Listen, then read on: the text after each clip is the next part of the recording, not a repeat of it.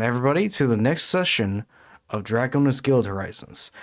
As you can see here, we are missing a couple of players today, but we have a new player joining us.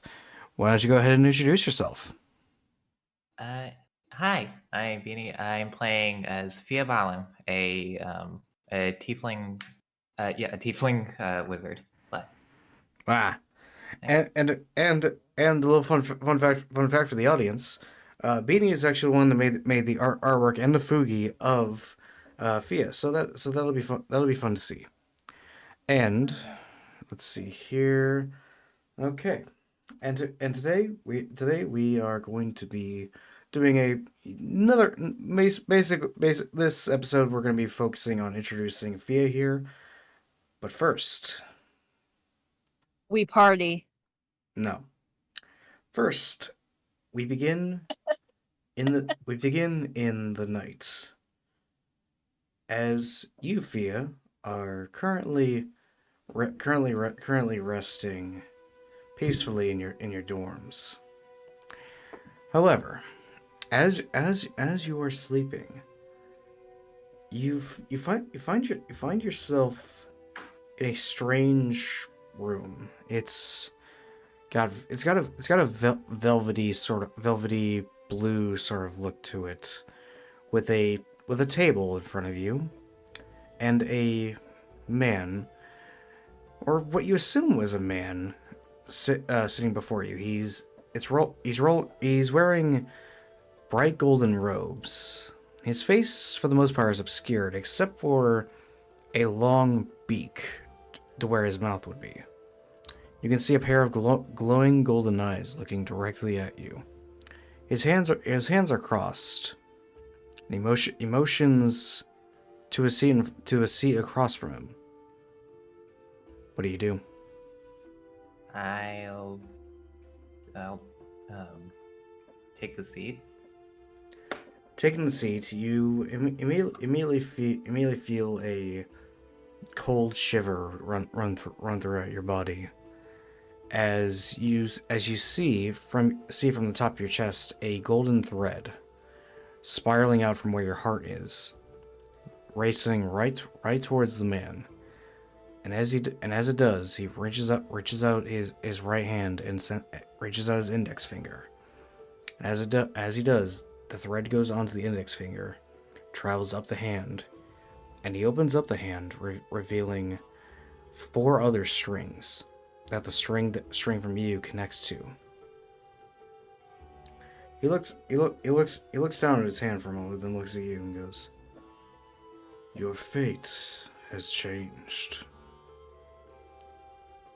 and you will soon learn more. Beware the signs, beware the flame, and be brave in the trials ahead." And as he says that, you wake up in a cold sweat, as you are unsure of what you saw, but you remember every detail. Unlike a dream, this felt very eerily real.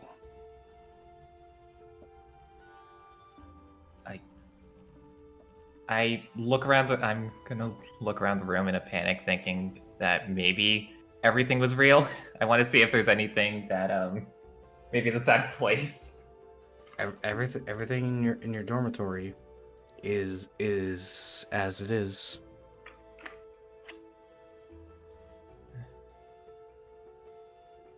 That was strange.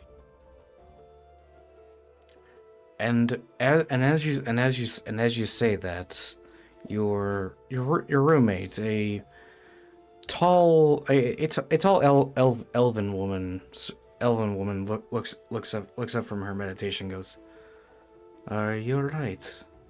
The elven woman, being a wood elf with a tanned complexion, she wears a simple set of leaf green armor, which reaches to about her wrist, all to the bottom of her neck, all the way down to her ankles. Yeah. All right. I just had the weirdest dream. Dreams are an interesting thing. What happened?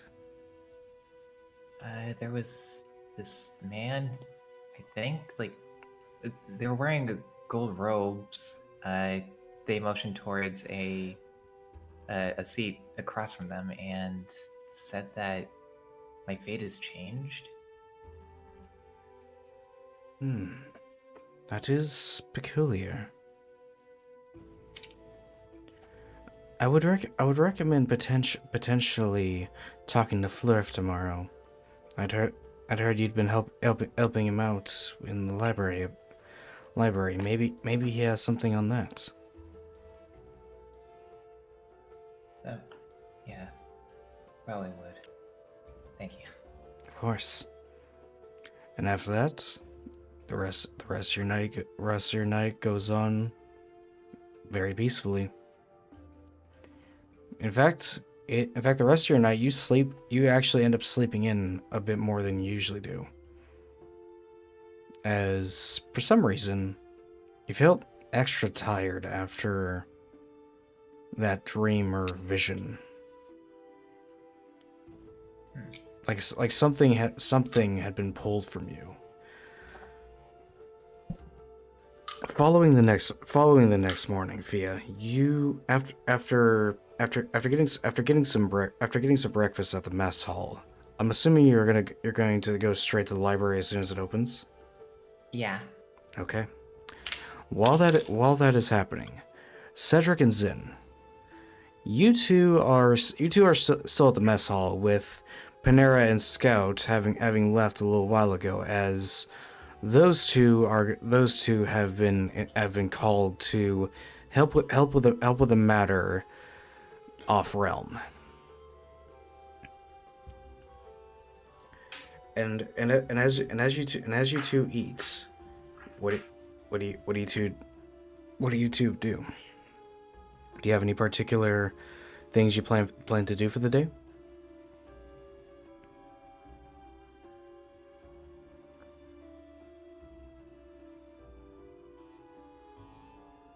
Zin's probably just gonna train some more, I presume.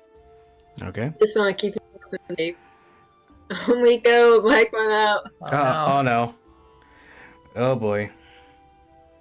No, Mike. Oh no. We'll get back to Cedric once Miko's got their mic situation figured out. So, going back to you, Fia. Hello? Oh, there you. Oh, never mind. There they are. There they are. Yeah. I'm so tired. It's Mike. It's okay. But Cedric, do you have anything in particular that you are going to be doing today?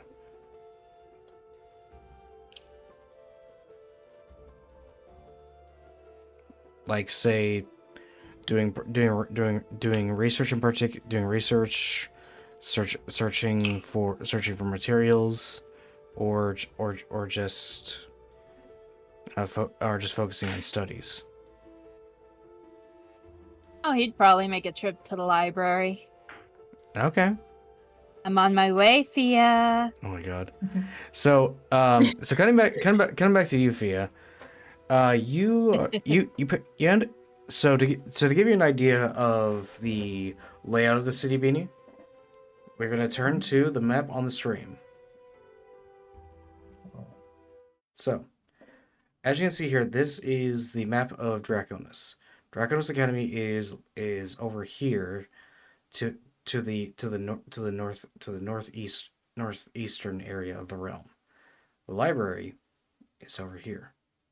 Just to give you an idea of like the kind of layout. This is where the headmaster's office is, and you are entering in through a gate right over here. Okay.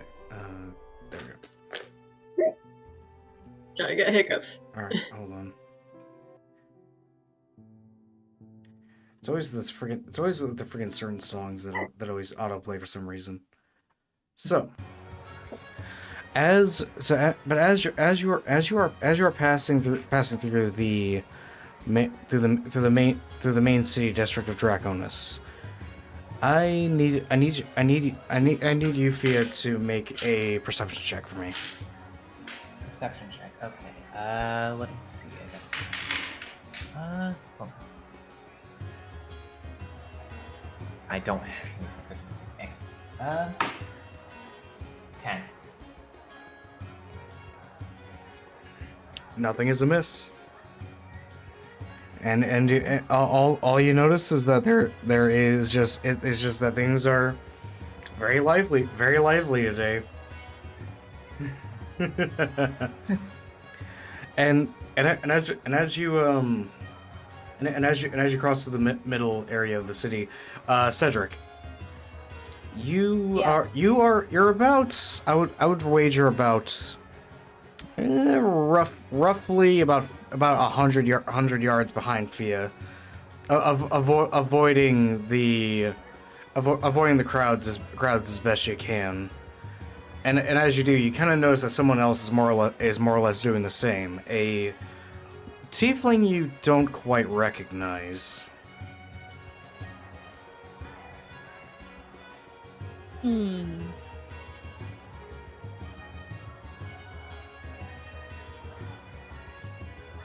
Right. And as that is happening, you do notice that their trajectory is heading right for the library.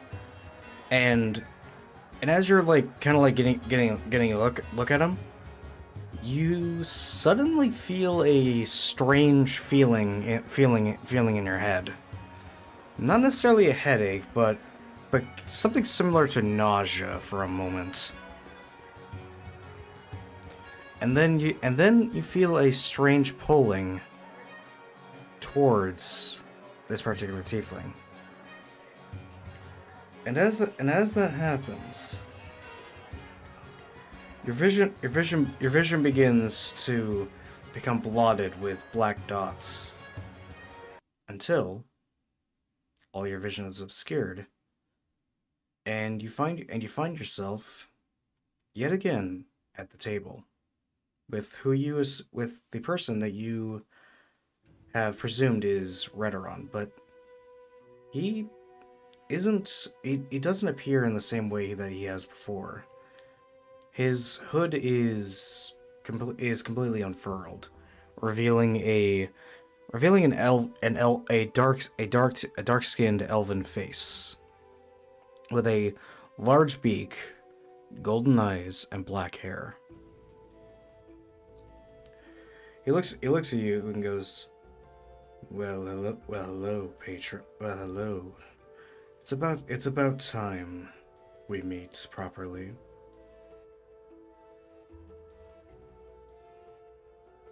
Cedric just gives him the blankest, flattest look possible. Do you know? You know who I am. I am Redoron, the one. Not only have I been contacting you, I'm sure you've noticed that I've contacted your companions as well.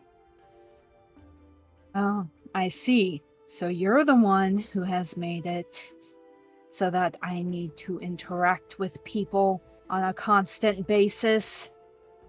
He snickers a bit and goes, "I know I wasn't the biggest fan of it either for a while, but people have a way of growing on you. And you, Cedric, you intrigued me when I'd first seen you."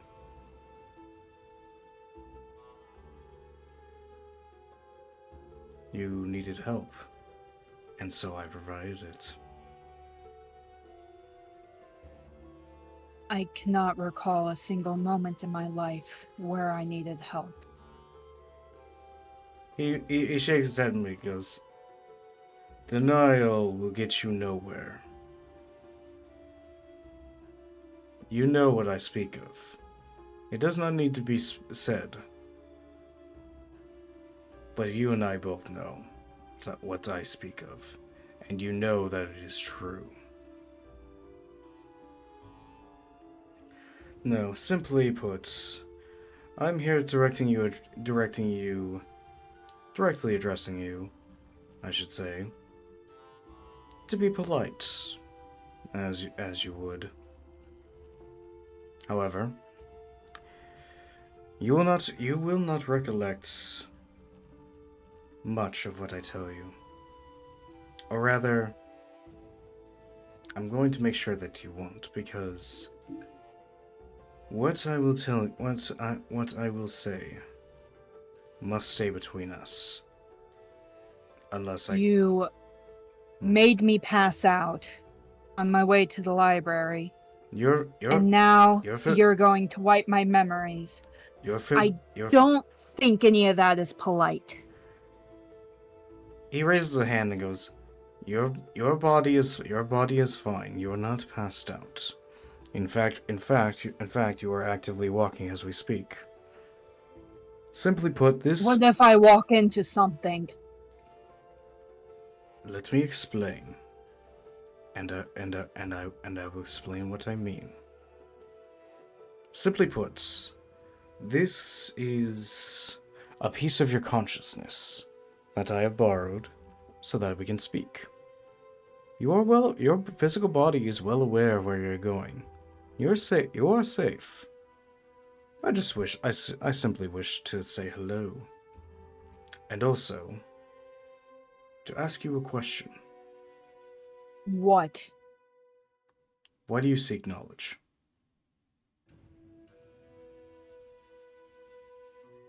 Why does anyone seek anything?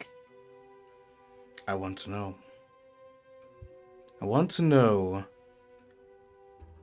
that my investment in you was well worth it.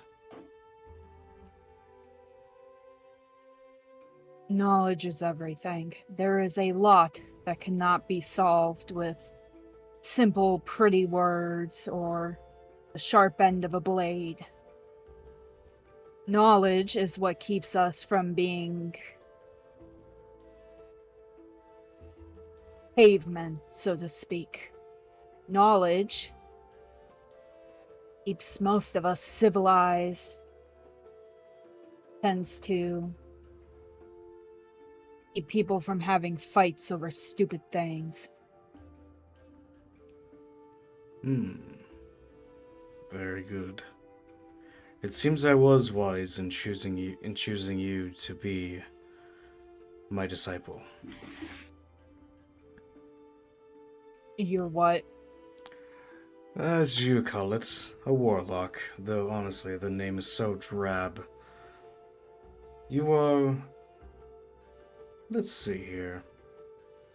How do I explain this in a way you'll understand? Your power was a gift, and the giver was me.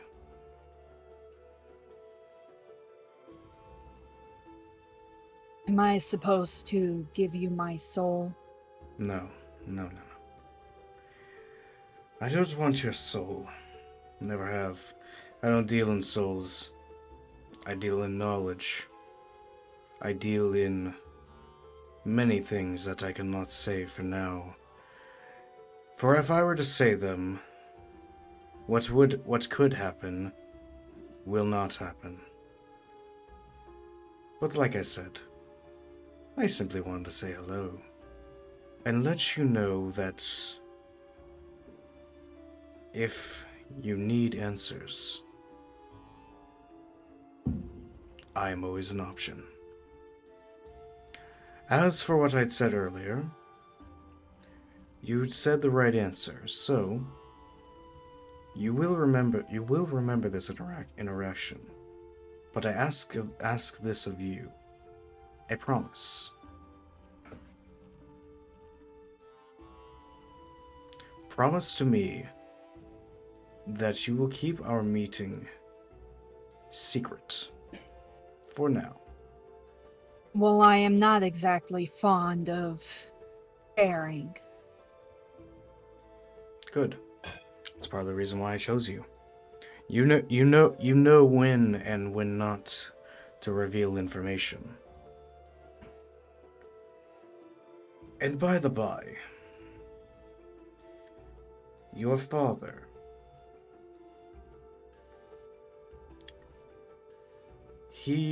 My father?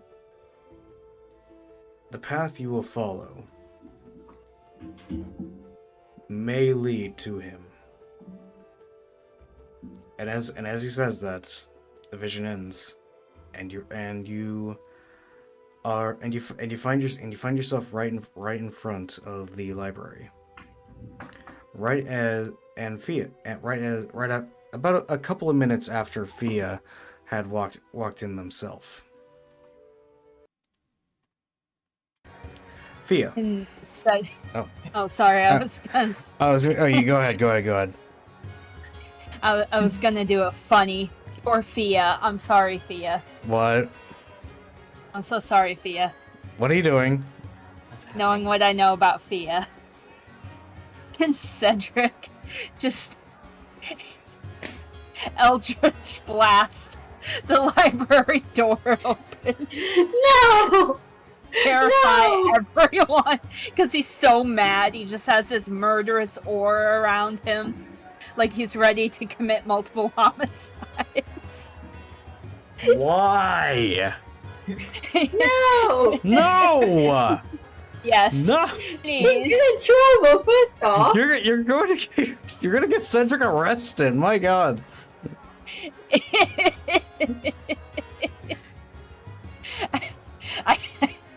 I can't. Jesus Christ. No, don't let him cook. Let him cook. No! This is the chaos that Miko brings, Speedy. I hope you're enjoying it. Oh my God. Yeah. Anyways. Cedric's mom will reimburse the school, don't worry. Oh so. my God. So let him just cast his Eldritch Blast of pure, unbridled rage on the library doors. They can send him the bill later. Oh my God, don't end evil. I don't even know what to say to that. We're not even an hour into the session. You've already broken me. I got tears in my eyes. I'm choking. Oh, a half hour in. No,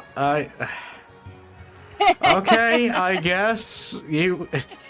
With a raised hand, you cast Eldritch Blast, swinging the doors open, and as you do, you can hear several guards charging towards you. Fia 100% just hears the sound. Panics. Literally, Fia, as you close the doors immediately swing open behind you as you see a little bit of magic dispersing. Oh no. Miko, why? Just why? Why? Fia is currently face planted into a wall. Oh my God, sorry. And as you do that, you hear the sounds of about 5 guards right behind you with their spears pointed right at you, Cedric. With the one in the middle going, what the hell are you doing?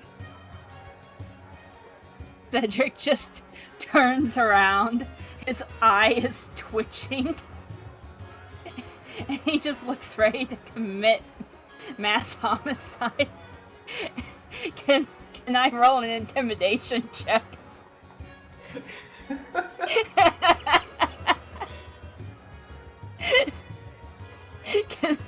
Can I roll for intimidation, please? Do I take any damage from this? No, but I am. Why? Why? Also, I just realized I forgot my dice over in the other room. Hold on a second, guys. Oh my God. I told you, Tommy, it wasn't gonna be short. Off to a great start. Nothing is ever short with me. Your first game, and this is how it turns out. I had a plan and everything, and you decided just that, you know what'd be funny? It'd be great for this session. Get yourself arrested, because that's what's gonna happen at this rate. Kona and Truly Evil are cheering Cedric on. No! Oh my god. Oh, great. You can tell who the chaotic one And is. sure, roll an intimidation check. I guess. Hold on, my chest hurts from laughing too hard. Oh my god. Oh dear. Whatever happened to not derailing my campaign too much? Fia, by the way, is side still on the quest. floor. She's still on the floor. She's just too tired to get up. She's laying flat on the floor now. Technically, this is like a side quest, a filler episode, if you will, so I can't really derail it. Yeah, you can. Yeah, you can. Getting yourself arrested by the guards would... Oh dear. But go ahead, I guess. I rolled a 20 for intimidation. Jesus Christ! Jesus Christ. Or not nat 20, but a 16 plus 4, so a dirty 20. This is Miko's luck with the dice. God. God They damn it. always go their way when they're doing something chaotic. They immediately like start to back away a bit, and are beginning to and do rightfully so perceive you as a threat. Roll for initiative. they are rolling for initiative. Can I roll persuasion too? No, at this point, no. No, you had your opportunity.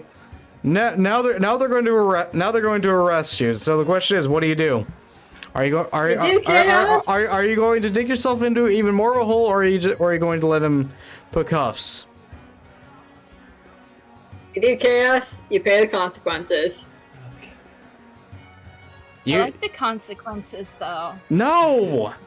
Dude, oh my god. I want to be arrested. Lovely. This is lovely. This is not. No, Arrest this me, is. Papa Guards. This is not. Oh my god. Broke Tommy again. I'm so sorry, Tommy. No, you're not. No, you're Yes, I am. No, you're fucking not. If you were sorry, you wouldn't be doing this shit. Oh my god. I'm very sorry. So Please what do you do? To try, are you going to try and de-escalate the situation, or?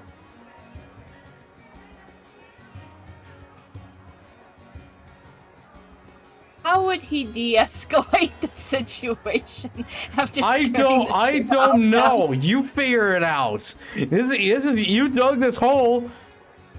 You decided to Eldritch Blast the door. We're figuring this out. We're figuring this out, motherfucker. Guard senpai, come here.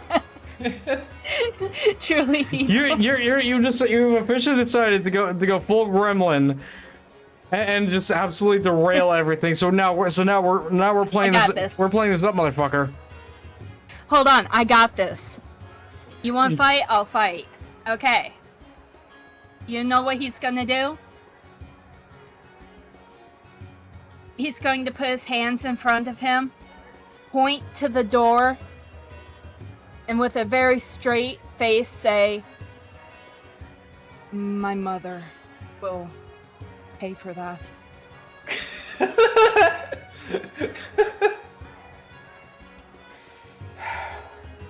Roll persuasion with disadvantage.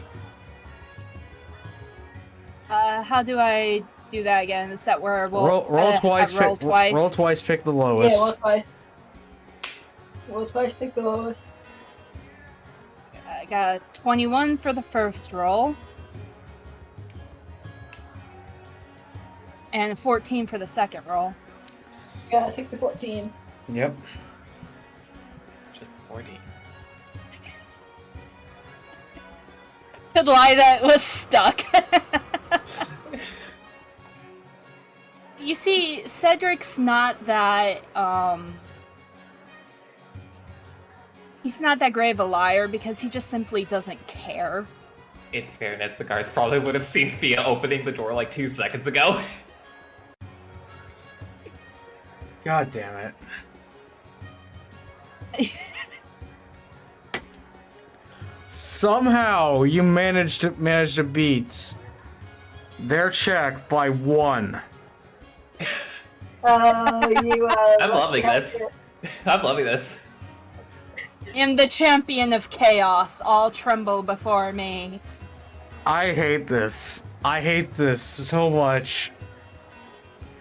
And I love you too, Tommy. You see the guards just like take a moment to consider and go, "Who is your mother?"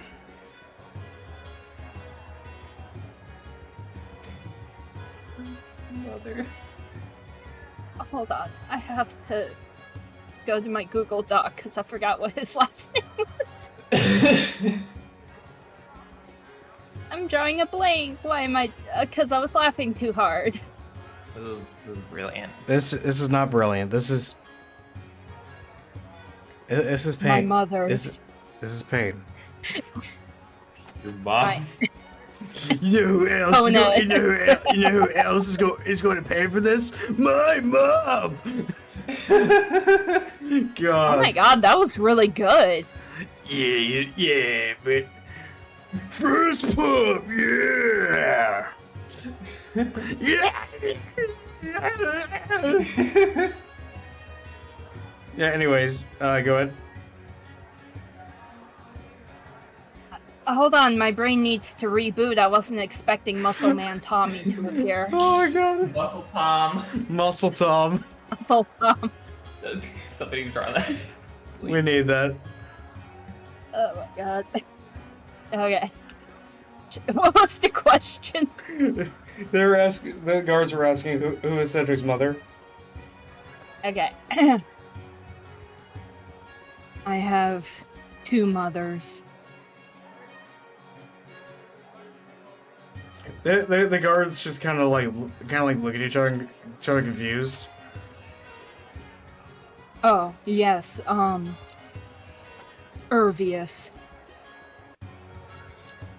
And they're still confused.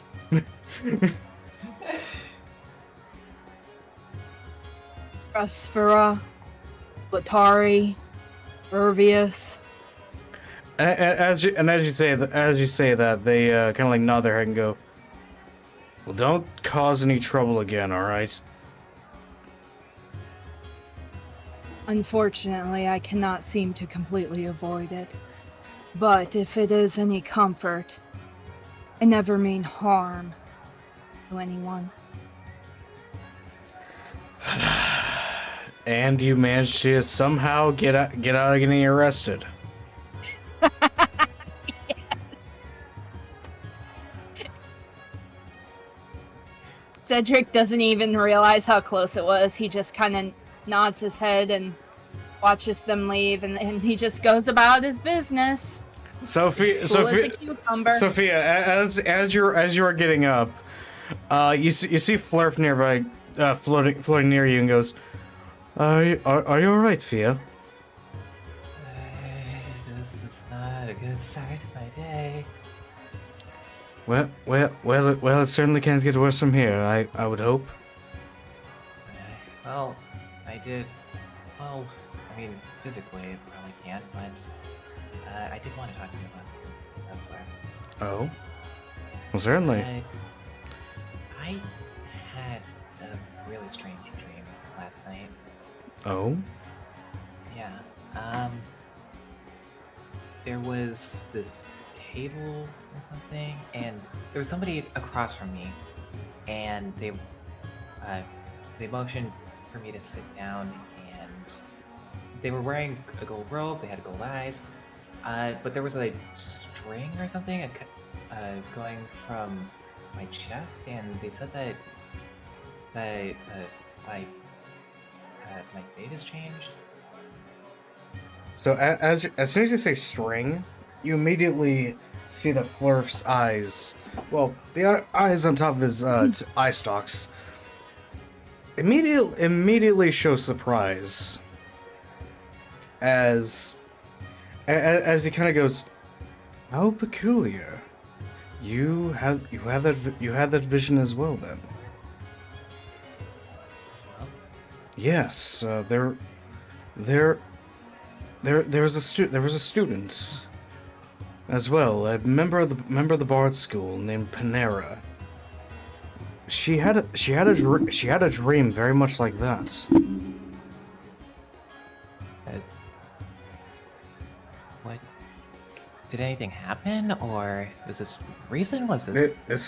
This was recent, right before the Scario incident that happened. Oh. You remember the group that took down the Grey Dragon, Team Scuff? She's a member of that group. Have you had any run-ins with them? I don't think I have.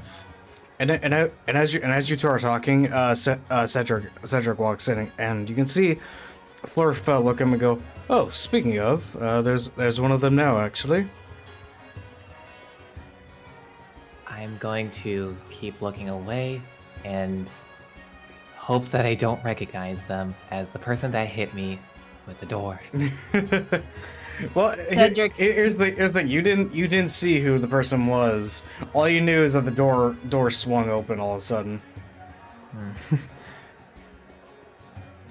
Cedric still has the murder face on and the murderous aura surrounding him. And as you walk in, Cedric, you do see Fia and Flurf talking with each other. Beanie, could you please describe Fia for all of us? Yeah.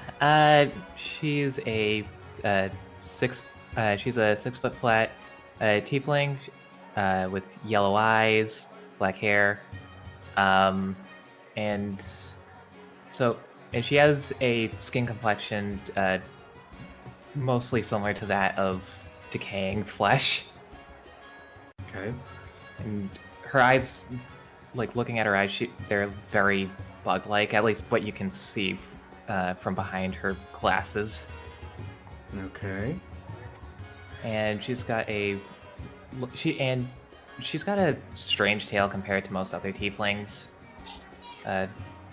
Maybe a little bit closer to something more like a reptile or an insect.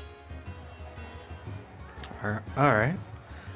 As for you, Cedric, as you're walking in, you see Flurf wave a tendril in your direction, and then he looks at you, Fia. Then he looks at you, Fia, and goes, Perhaps I should introduce you."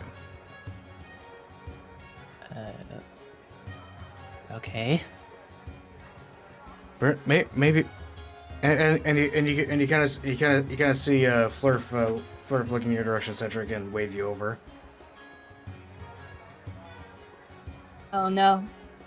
Oh no! Oh no! No! And mind you, he can see the look on your face from that distance. So, as far as he can tell, he's just waving over Cedric, just nonchalant. Can Cedric roll intimidation for how he walks over there?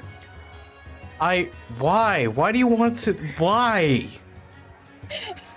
What is with you? Oh, he rolled a 6, so I guess he doesn't walk very intimidatingly. No, you do not look intimidating at all. He looks like a depressed bug. Yeah. He walks over there like a depressed bug. Fia tilts her head, just like she's a confused animal. Oh my god. Hey, you can see Flurf try and keep a warm expression. Goes, Cedric, it's good to see you again. Here to pick up some books? Yes. I see. And I haven't seen Panera in a minute. I'd heard that she and Scout were off Rome. That's a shame. Would have loved to have introduced her to my friend here. And anyways, Lord Fia, Cedric, this is Fia Balan. She's been helping out here in the library a fair bit, and she is a member of the wizard students. He just waves. Is it true that wizards are so weak? If you lightly knock them over, all their bones break? Nice to meet you too. and you kind of see Flurf like shake his head and goes, sorry about that. Cedric isn't exactly the greatest member of Team Scuff to introduce you to at first. I can tell. And as this conversation is going about, Zin, we cut to you as you're finishing up a workout set as part of your training. You hear your name be called in the nearby distance as a guard is standing right outside the dojo. Oh no, is the guard gonna tell on Cedric? Oh my god. I imagine it's the guard that's calling his name. Yeah, the guard is calling your name, Zin. Okay, Zin's gonna head over and see what the guard wants. The guard hands you a roll of paper, a rolled up piece of paper. He goes, call for action for you, Zinthurus. The headmaster Merle wishes to speak with you as soon as possible.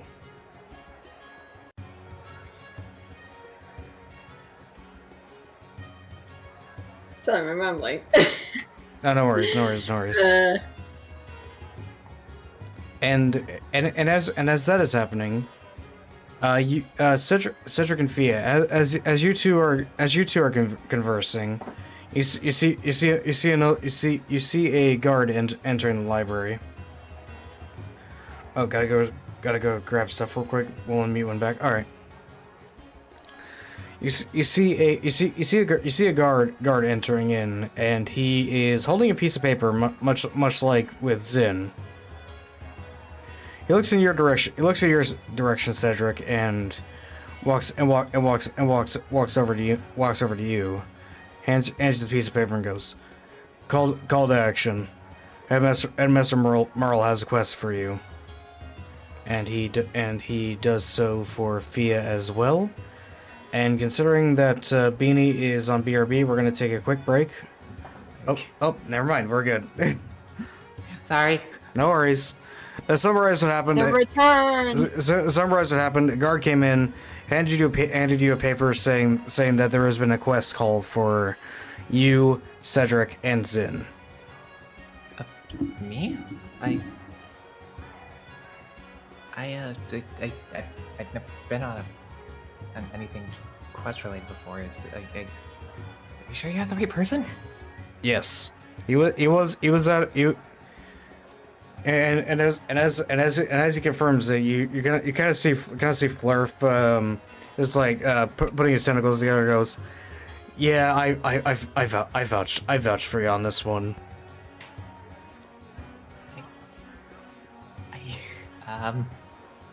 Cedric crumples the paper and shoves it in his mouth and eats it. He is just done with the day. He just stares with a very concerned look. He's like, my privacy was invaded, I got bothered, and now I'm being summoned. Are you sure? Are you sure Team Scuff is sane? Florp just kind of like goes.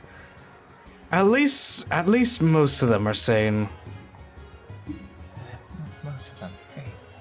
Why am I not sane?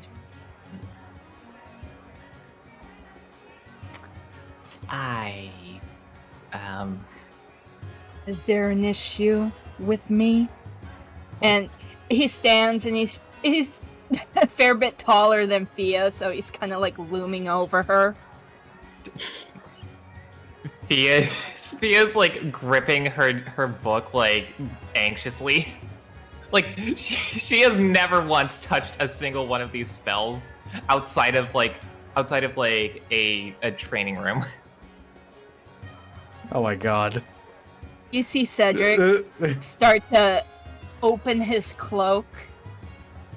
And I'm sorry, Tommy, but... No, we've discussed this. No, we are not doing that. No. We did discuss it, and you said I could. No, I did not say you could. No. You said Sugar Plum's still in the dorm. No. Scario lay. Yeah, but that doesn't mean you have any, alright? You need two to make babies. Exactly. And I don't want to have a cloak full of babies so No. that he can show them off like a proud grandpa to his new friend. No. Fine, he opens his cloak and there's just Sugar Plum, who's noticeably fatter than the Scario should be. So as the cloak opens, you notice that within this strange half tiefling, half elf, just absolute behemoth of a person, there is a fat Scario perched under their arm like a bat. I don't know whether to be impressed or scared. And you kind of see Florp go, both. That's good.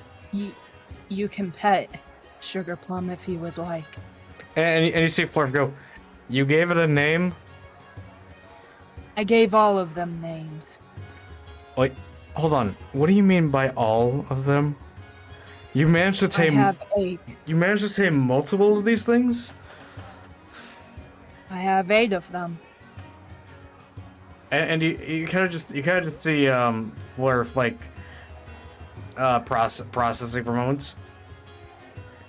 Be sure to come back to the library later so we can discuss that. For now, I would recommend seeing what the headmaster wants.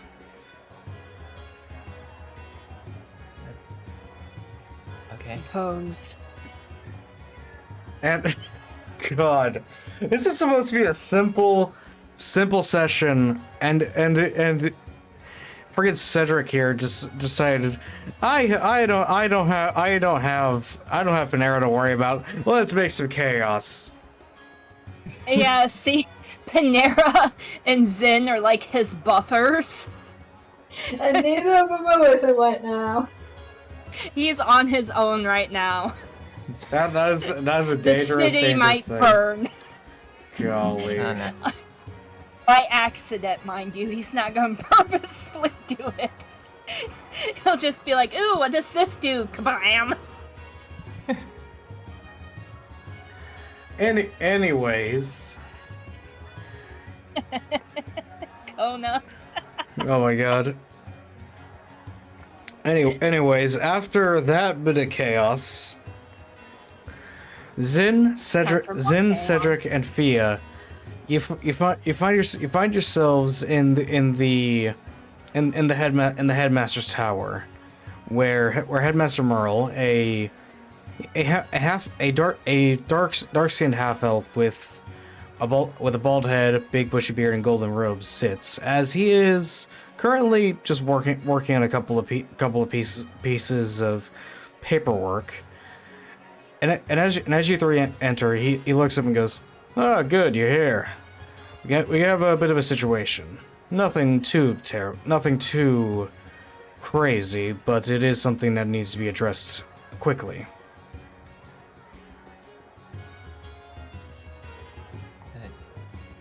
So the person says, Well, what is it? How can we help? We have reason to believe that there is a small but very troublesome band of flesh pirates. Pia's ears perk up when she hears flesh. And I need everybody to roll me a history check real quick. History check. You got that bacon coming. Oh, I'm so good at this. I have rolled a 19. Okay, 19. I rolled a 17. 17. Zin got a 3, which is perfectly in character. Yeah, Zin has no idea what Merle is talking about. Cedric and Fia, you know exactly what he's referring to, and it's not great. Flesh pirates is a commonly used name for a group of Sea of Starfaring individuals that are of the species known as gnolls. Gnolls being ravenous flesh-eating hyena humanoids. They're well known for not only attacking settlements, but also known for being voracious poachers as well.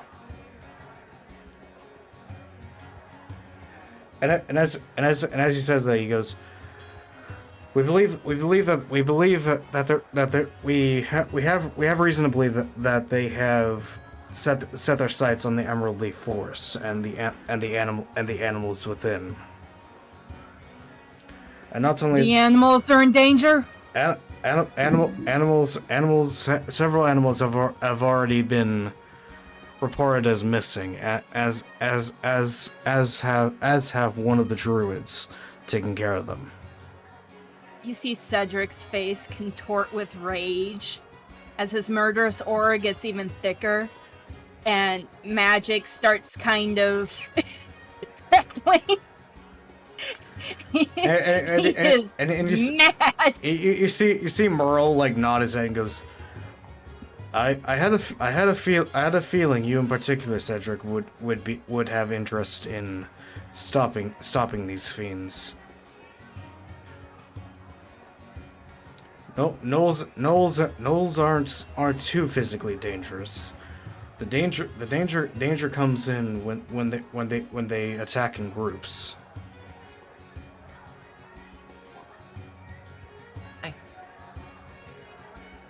Why? I still don't know why I was picked to go along here. You see Merle look at Yuffie and goes, You have a great amount of magic knowledge, which is good, but you also need field experience. So, and I was intending for you to have joined all of Team Scuff or something like this, but unfortunately, Scouts and Panera are off-world. Oh, well, I mean, if it's just combat experience that's needed. I mean, I've been training by myself for a while.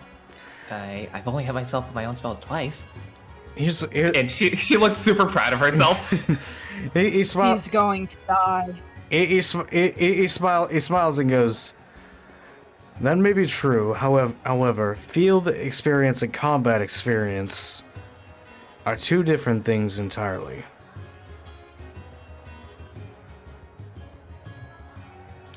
I could duel with her, if that would help. No, simply put, I want you to focus on. Focus your efforts on these flesh pirates, and in return, We'll skin them alive and dissect them in front of their children. No, stop. Wow, that was intense even for me. Oops. you slowly turns. You kind of see Merle go, maybe not that extreme. Just take him out. And make sure anybody they have taken comes back alive.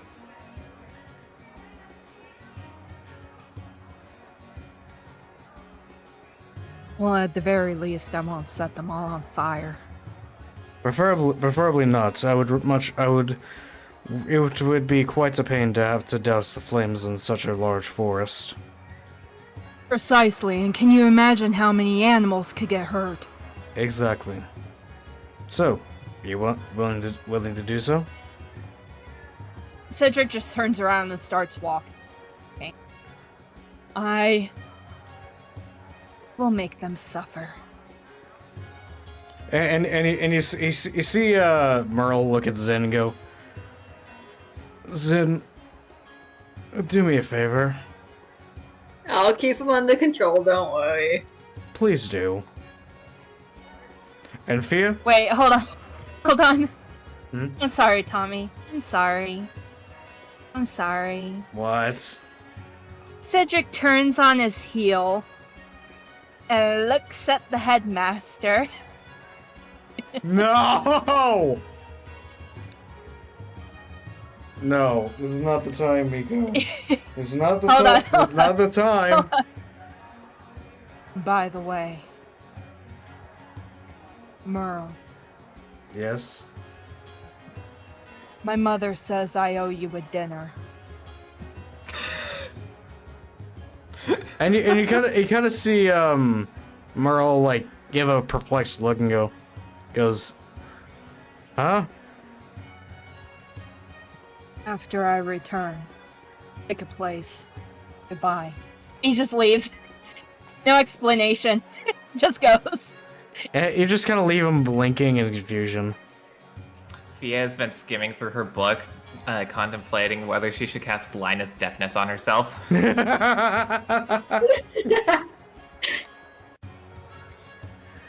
Anyways. Oh, I saw Ray. Oh. Oh yeah. Ray's is wishing as well. Hi, Ray. Yeah, Ray's focus. Yeah, I should tell him. Focus on getting better, nerd. Focus on getting better, nerd. Everyone, wish Ray well. Yeah, as I say. And Pisces. Yep. Oh yeah. They're both sick. Well, no, Pisces isn't sick, just tired and dealing with some family stuff. So after that exchange, this has been like. What are we doing, Tommy? Give me a moment. I need to collect myself. Every plan I'd had for this session, you have thrown curveballs every which way.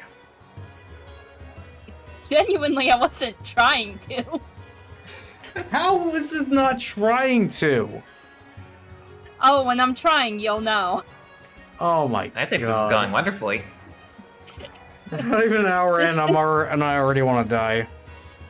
Oh no. This is me accidentally destroying your plans. Anyways. I'm just staying in character. I'm sorry. It's fine. Okay, it's I told fine. you Cedric is crazy. I know, but crazy stuff happens. I know. Anyways. I'm sorry. You can punish me later. That sounded weird. Just let me narrate. God damn it. Okay. Oh my god. After that crazy moment of exchange, you three find yourselves at the edge of Emerald Leaf Forest. The forest has it's a gigantic forest made up of redwoods primarily, but there are also a mix of spruce, sycamores, and oak trees. Though the vast majority are gigantic redwoods, and you can see that there is even at the very edge of the forest, you can see quite a few different animals, ranging from deer to squirrels to do a couple chipmunks as well.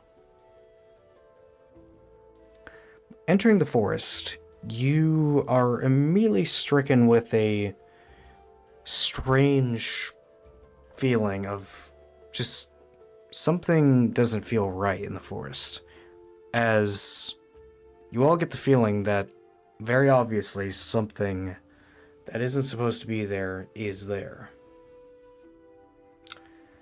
And I need all of you to roll me a perception check.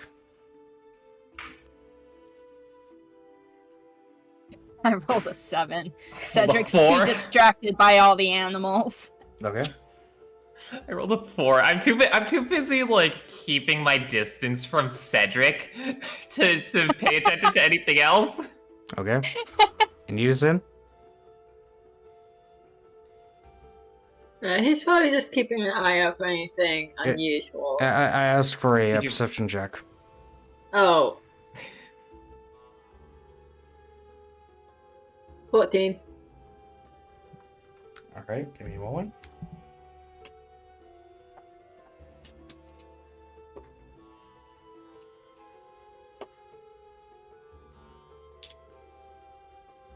Okay. So, Zin, with you walking alongside Cedric, with Via in the back, you hear this.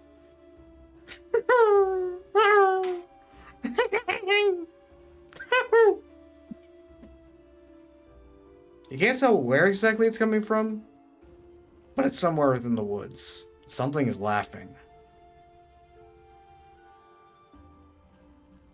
It's me. I'm laughing. Tommy, can we have that again, please? No. Please. Nope. That's all you get. No. It was beautiful. Nope. I liked it. Okay. Sad. So, Zin, what do you do? Tell the others, he hears this owl laughter. It's most likely the gnolls. Oh, great. We're only a couple steps into the woods and we find the gnolls. Brilliant! You can only hear them. They don't sound nearby, from what you can tell, but the forest is echoing pretty does have a bit of an echo to it. So what do you guys do? Fia is hard panicking right now. She's fingering through all of the pages of her book to see if what spell she knows and what she has prepared, because she is in extreme panic right now. Okay. Can Cedric roll an investigation check on the area? Certainly. I rolled a 16.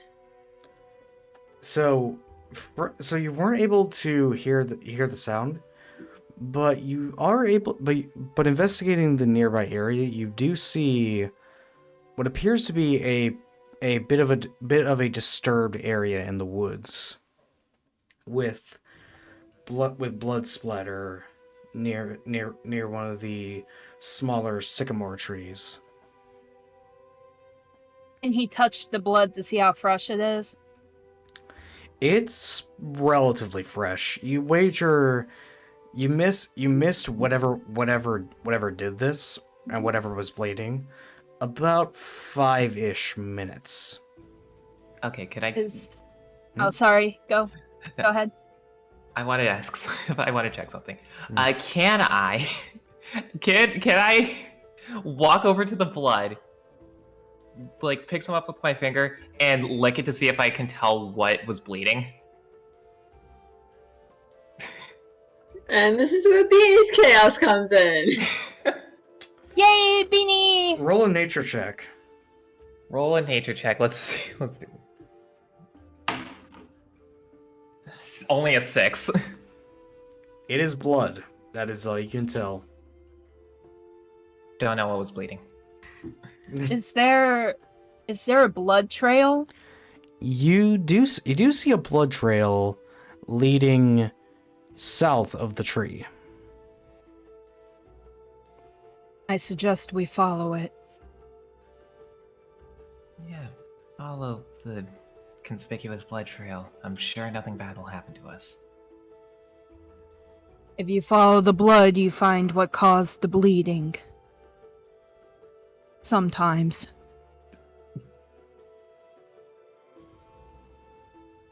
Okay. I'm just gonna stay far back. Okay. So I'm assuming you guys are gonna follow the blood trail. Yeah. Okay.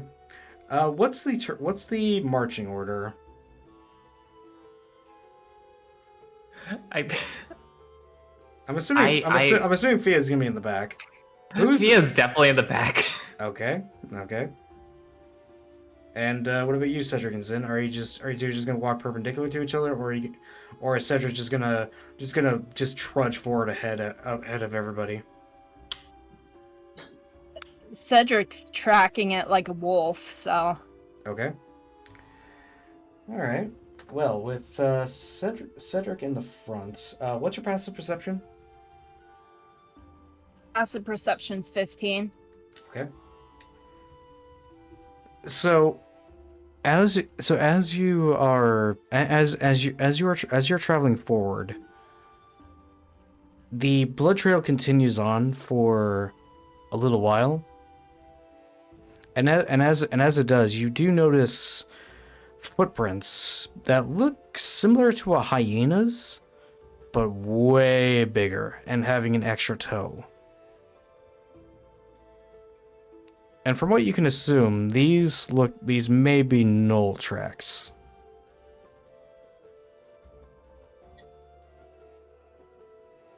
Can Cedric draw them in his sketch pad so that he can add to the encyclopedia later? Certainly. And as for Fia in the back, Fia, I need you to make me a perception check. Oh great, I'm so good at these. Nat 20. No way! Let's go. First nat 20? Oh my gosh. Yeah. Let's go. Is it full 20 or did you get more points on for it?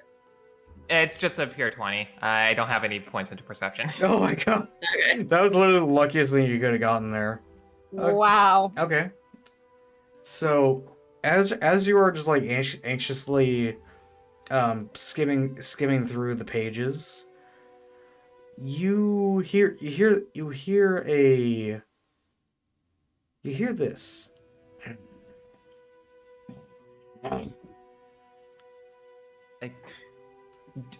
Do I know where it's coming from?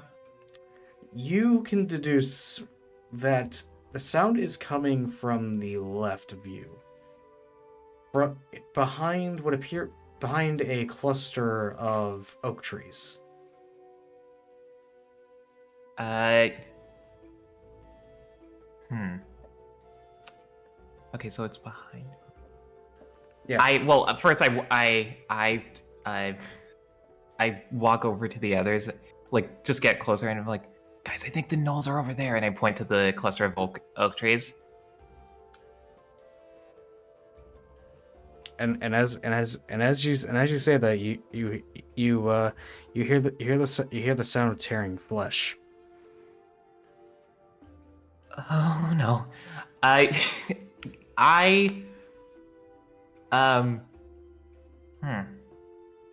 Cedric used his taser. So you don't even see anything. All you know is that there's something behind the cluster of trees.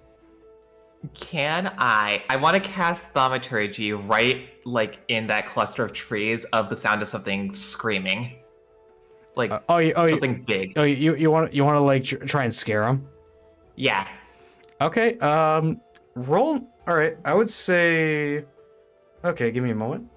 I actually don't have a good charisma score, so this might work actually.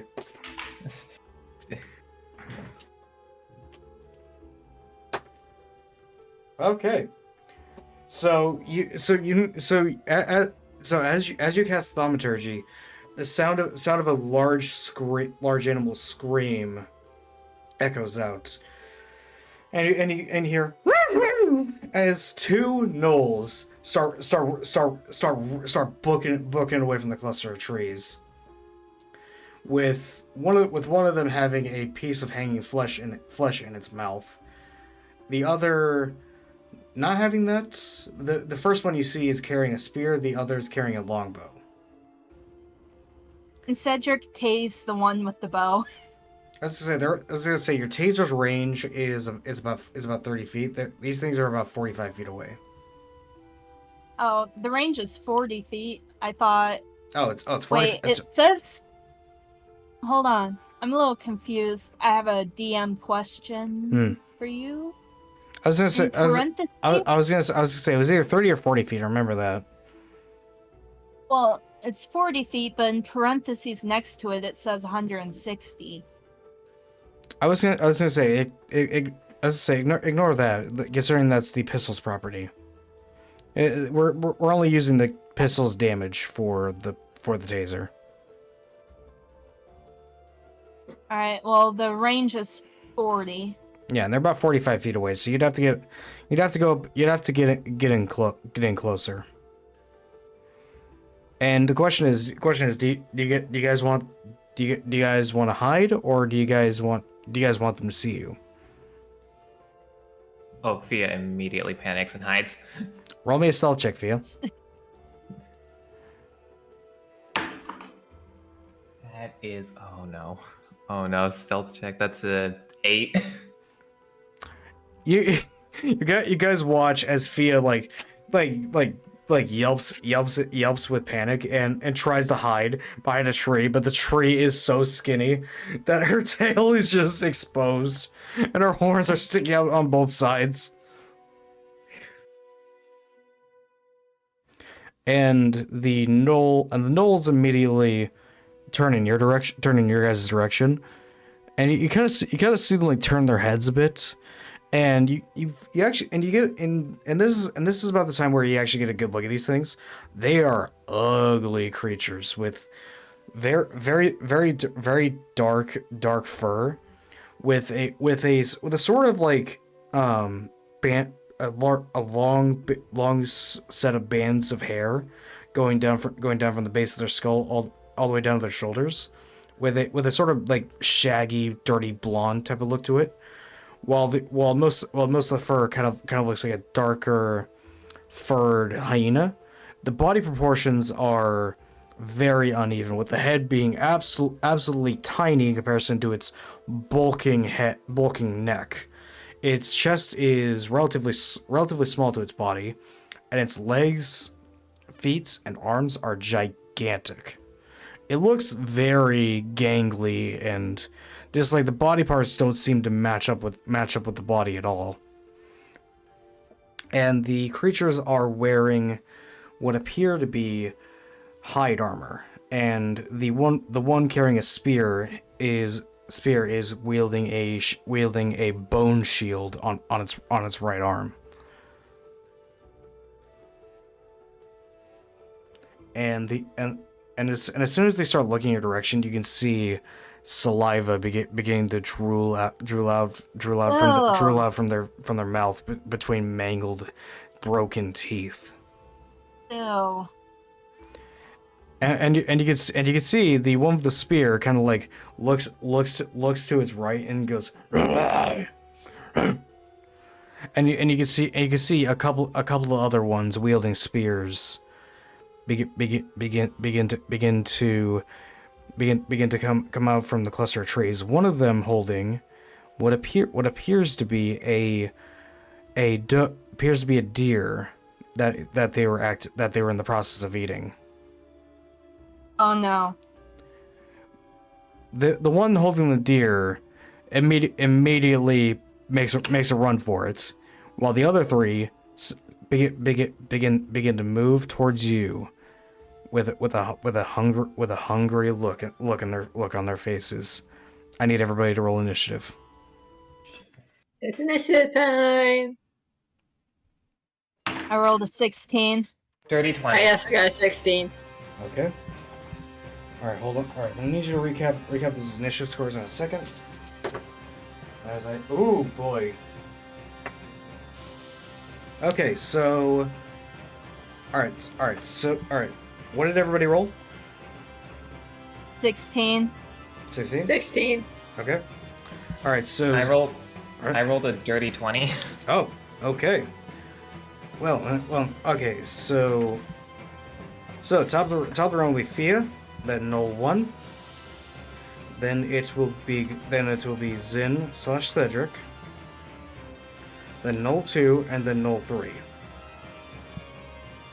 So... How are Cedric and Zin gonna go at the same time? Because you two rolled the same initiative. You'll decide who it'll go Zin and then Cedric. Alright. So, top of the round, Fia, what do you do? So I look out to see if they've noticed me hiding behind the tree. They probably have, because I'm not very good. Oh yeah, no. The one with the longbow is eyeing you right now. Oh dear God! How far is that one from me? That one is about 30. It's about 35 feet away from you. Okay. I am going to. I'm gonna cast Frostbite on them. Okay. What does Frostbite do again? You need to. It's a Constitution save throw for 14. Con save 14. Okay. That's a failure. Nice. Okay, so I'll roll 2d6.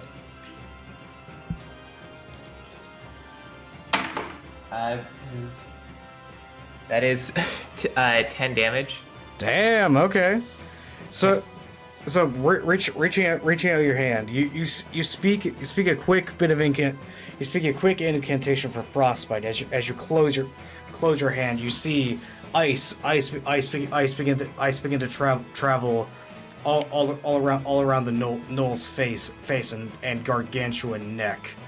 As it begins to yelp with pain as the ice begins to dig into its skin. Also just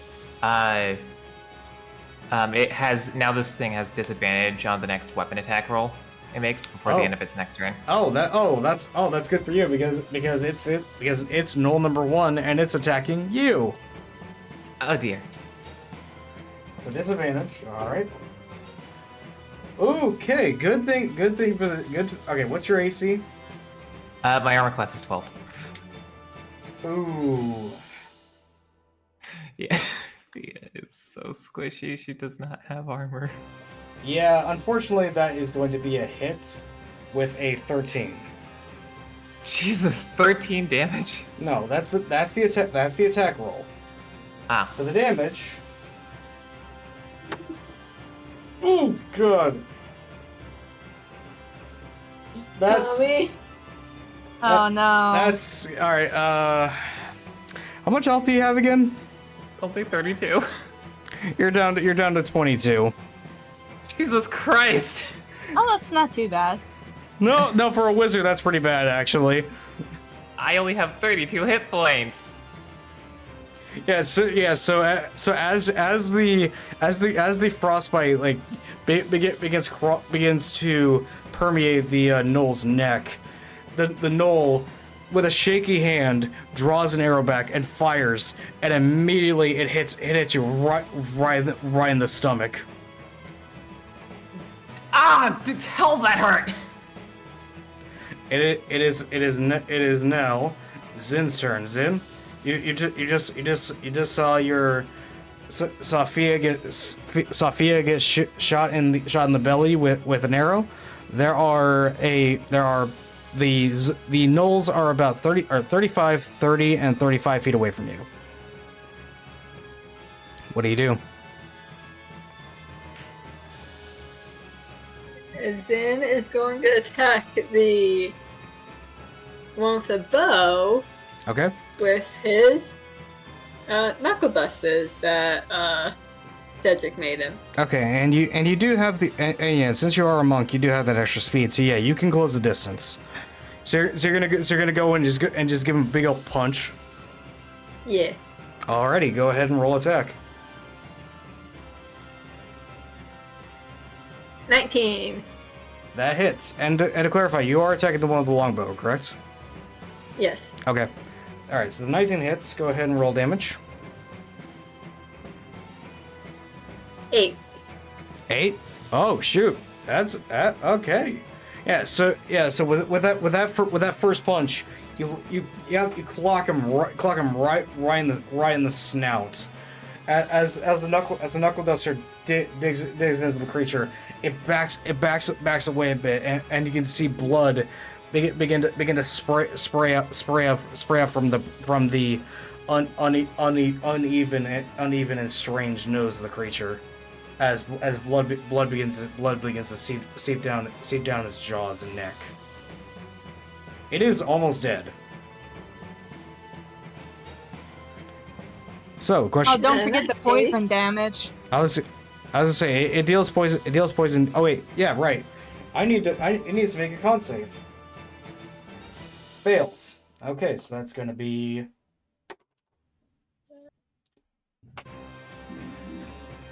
So as that happens, the Scario poison begins to take effect as you watch the creature begin to reel back from the poison as it just immediately collapses.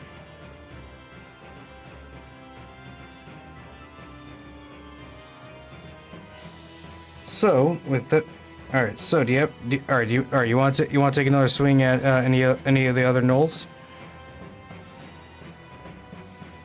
Yeah, let's do another. Because I was gonna say you could throw your spear at one of them. Yeah. Alrighty. Because I don't think I have enough movement to get to another one, so let's go ahead and throw the spear at one of them. Alrighty, go ahead.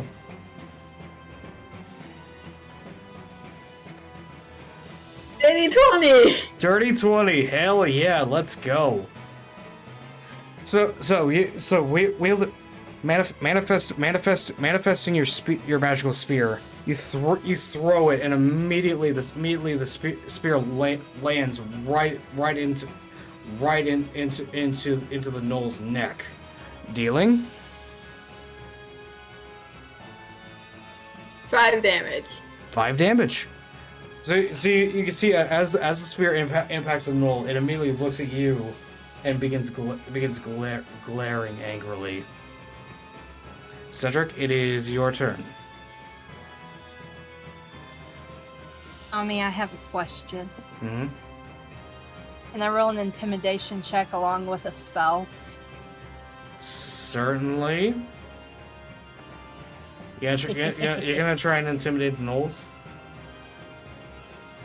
And also blast them at the same time. Okay. I'm gonna get bit in this crossfire. Oh no, I rolled a 6 for intimidation. Yeah, so you stepping forward a bit, you give them both a death glare, but they just return the death glare with a bark. They are not phased.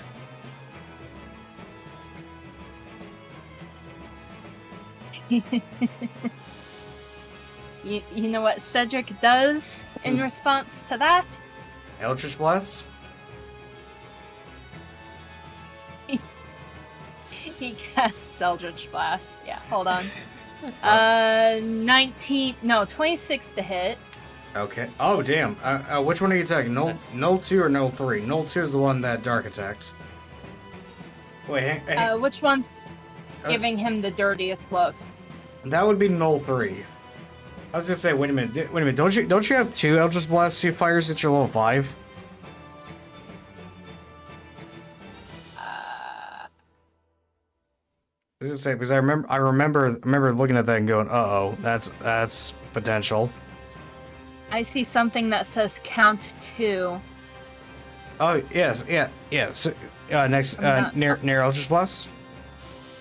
Hold on a second. Let me send you.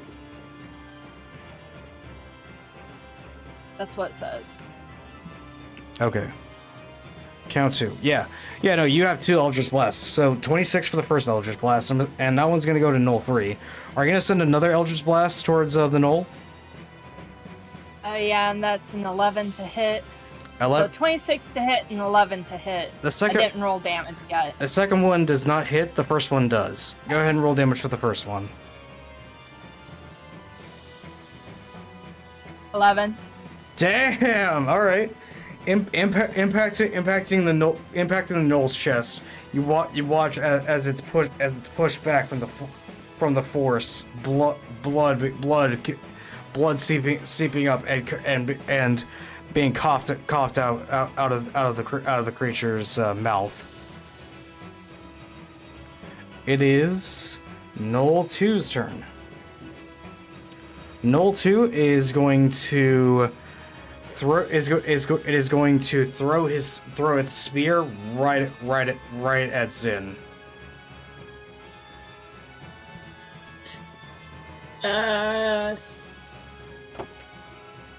Oh no! That's 20. Oh. Wait. Are you gonna what about deflect missiles? Are you gonna try and deflect missiles? Heck yeah! All right, go ahead and hold on a second. What check is this again? Hold on. It just says it's a reaction. Oh yeah, it's a react. Oh yeah. So hold on. Let me deflect missiles 5e. Okay, hold on. I need to make sure I'm looking at this right. Deflect missile. Right, Stone Strike. Deflect missiles. Use your reaction to. Okay, so the damage you take from the attack is reduced by 1d10 plus your dexterity modifier plus your monk level. Okay, so So you're gonna roll a d10 and add your dexterity modifier and your monk level. And if you are able to nullify all the damage, you take no damage, and you could throw the spear back at him. Okay. Okay. Damage has been rolled. Okay. What do you got? I got a freaking 16. So, seeing the Knoll throwing his spear, you're like a freaking kung fu movie. You are able to stop it mid-air, turn it around, and are able to throw it back towards them. Go ahead and make an attack. Wow. 11 on the damage. So as you throw it, the spear that was originally intended for you gets thrown back towards the Knoll, and you watch as the spear goes through the Knoll's chest and pierces the creature's heart, killing it instantly. As it just immediately collapses to the ground. Wow. Zin the Destroyer. Zin the Destroyer, goddamn. Alright, it is Knoll 3's turn. Knoll 3 is going to... In response to what you had done, Cedric, it is going to throw its spear at you, Cedric.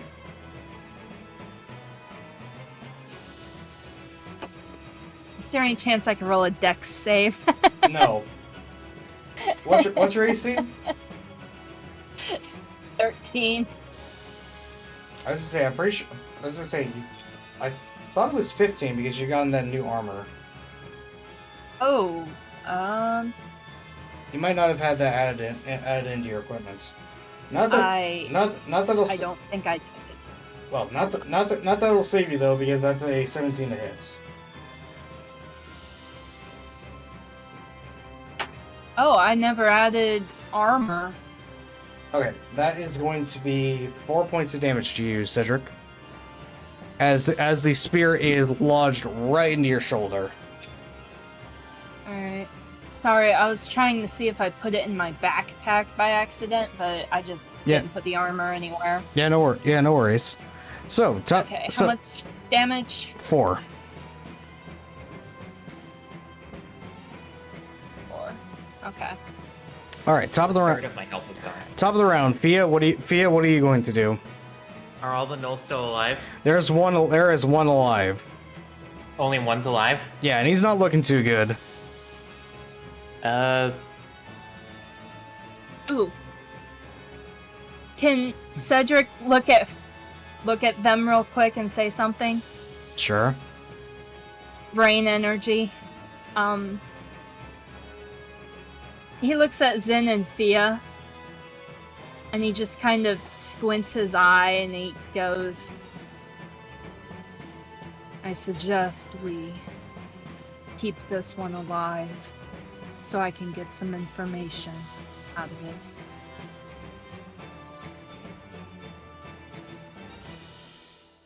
I was gonna say these things don't speak common. He does have. I have comprehend languages. You guys gonna try and capture this thing? I am in immense pain. Please let me shoot. Please let me kill it afterwards. After we get done interrogating it, okay, you can slowly stab it to death and skewer its insides right in front of it. Okay. So how are you guys gonna go about capturing this thing? I'm gonna cast blindness deafness on them. Oh wait, how far are they? They're about 35 feet away from you. Dang. Okay, can I move forward a little bit? Yeah. So, yeah, of course. And then cast blindness deafness, which is a con save 14, and I want to specifically just make it so they can't see anything. Okay. Fails with a nat 1. It is completely blind. As you watch it as it goes blind, it just kind of like begins like clawing at its eyes a bit. It just like blindly like just clawing around in it at its eyeballs. It's just like its vision is completely covered just by like what looks like a blizzard. Yeah. So with that, Zin and Cedric, it is your turn. Alright. Are you gonna try and restrain it? Yeah. Okay. Go ahead and make a strength saving throw.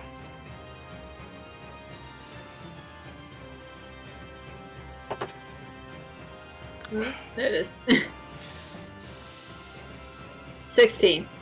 It rolled a 2. With the addition of the +2, that makes a 4. That does not... it is completely restrained. And combat resolves. And now you have a blinded gnoll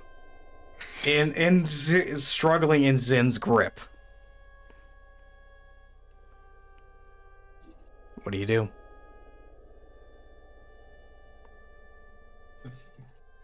Would speak... Oh, sorry, what? Fia's like desperately trying to figure out how to dislodge the arrow from her side without bleeding out. I was gonna say it only went in like skin, like it went in to a point where it's not gonna make it bleed out, but it hurt like hell. Jesus, I'm just tugging at it trying to get it out. Would speak with animals work on the gnoll since it's got animal bits? You can certainly try. I mean, there's no try. I don't know what I would roll for that. I was gonna say, like, roll. I was gonna say, you can cast a spell and try and talk to it. Like, you're gonna cast a spell and see if you can like, you cast a spell. What do you say to it? I cast Speak with Animals, and I say, if you cooperate, we will give you a fast and painless death. If you do not cooperate, I will introduce you to a world of agony that you will not believe exists. And as you say that, it begins badgering in a language you don't quite recognize. Do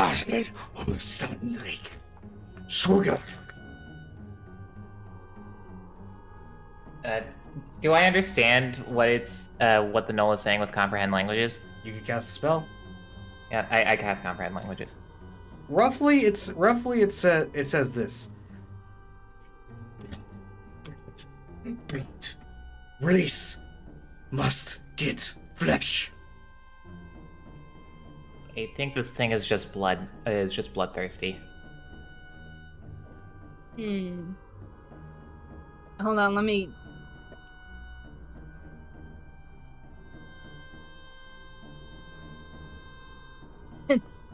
Can Cedric roll animal handling on the knoll? It's not an animal. It's a monstrous humanoid. Let him cook. No. No, that doesn't. We already had enough of this. That doesn't really work here. You. But no, in all seriousness, can he roll intimidation to try to scare it out of its bloodthirstiness and make it focus? Certainly. Roll me an intimidation check. It sounded like you were eating your mic. I wasn't. Yet. No. Kidding. Dirty 20. No. So with the comprehend language is still active, you hear like you hear the Knoll begin to say, "Ship, fly, here, edge of forest, blood, flesh, terror, child, leader, war beast." I mean, it's just saying that there's a ship at the edge of the forest. I'm assuming that's like the one they arrived here in.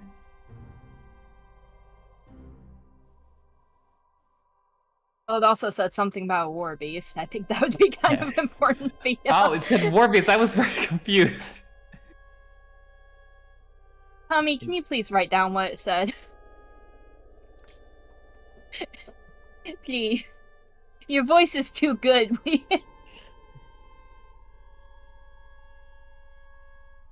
There you go. That's roughly what it said. You really are good at voice acting down. What? No. What? Yes. Shit, war beast. What? I don't. What's a war beast? I've started like I want to start like skimming through like my books, seeing if I have any pages there like talking about anything like that the Knolls might have related to war beasts. Could we all roll like a nature check to see if we know? I would say this would fall under either nature or history. I'm gonna roll history. I'm gonna roll history too. Alrighty. Rolled a 13. Okay. I rolled 11. Alrighty. And Zin, are you gonna roll as well? What was the roll? Either history or nature, your choice. Do nature. Okay. 16. So Zin, you're able to pinpoint what the Knoll means by war beast, as Knolls are known for taming and controlling unnaturally large hyenas.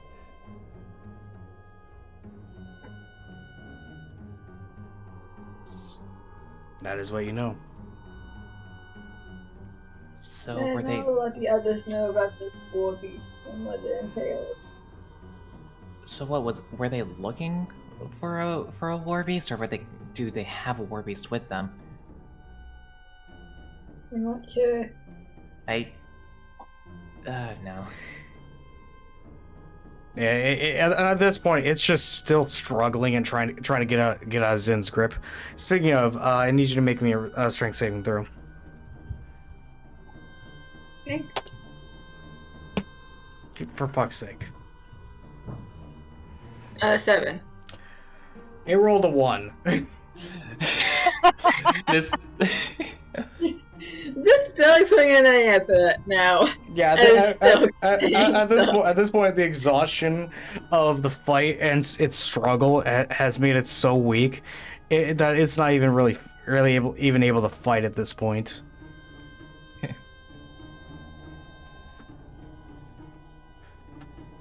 But I'm assuming you guys are just gonna like snap its neck at this point, or do you have something else in mind? Are we done with it? And no, hold on. Cedric's gonna try to get it to show them where the ship is, so that they're not just wandering around the whole forest looking for. Okay. You know. Okay. What would that be? Would that be persuasion? This would be an either persuasion or intimidation check.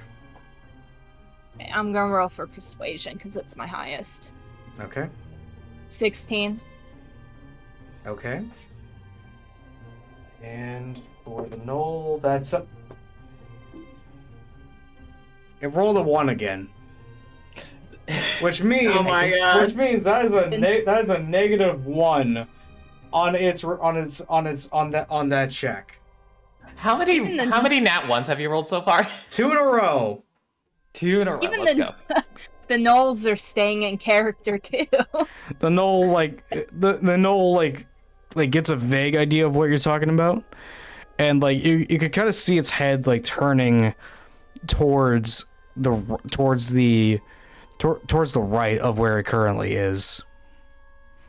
And as it does, Fia, you hear,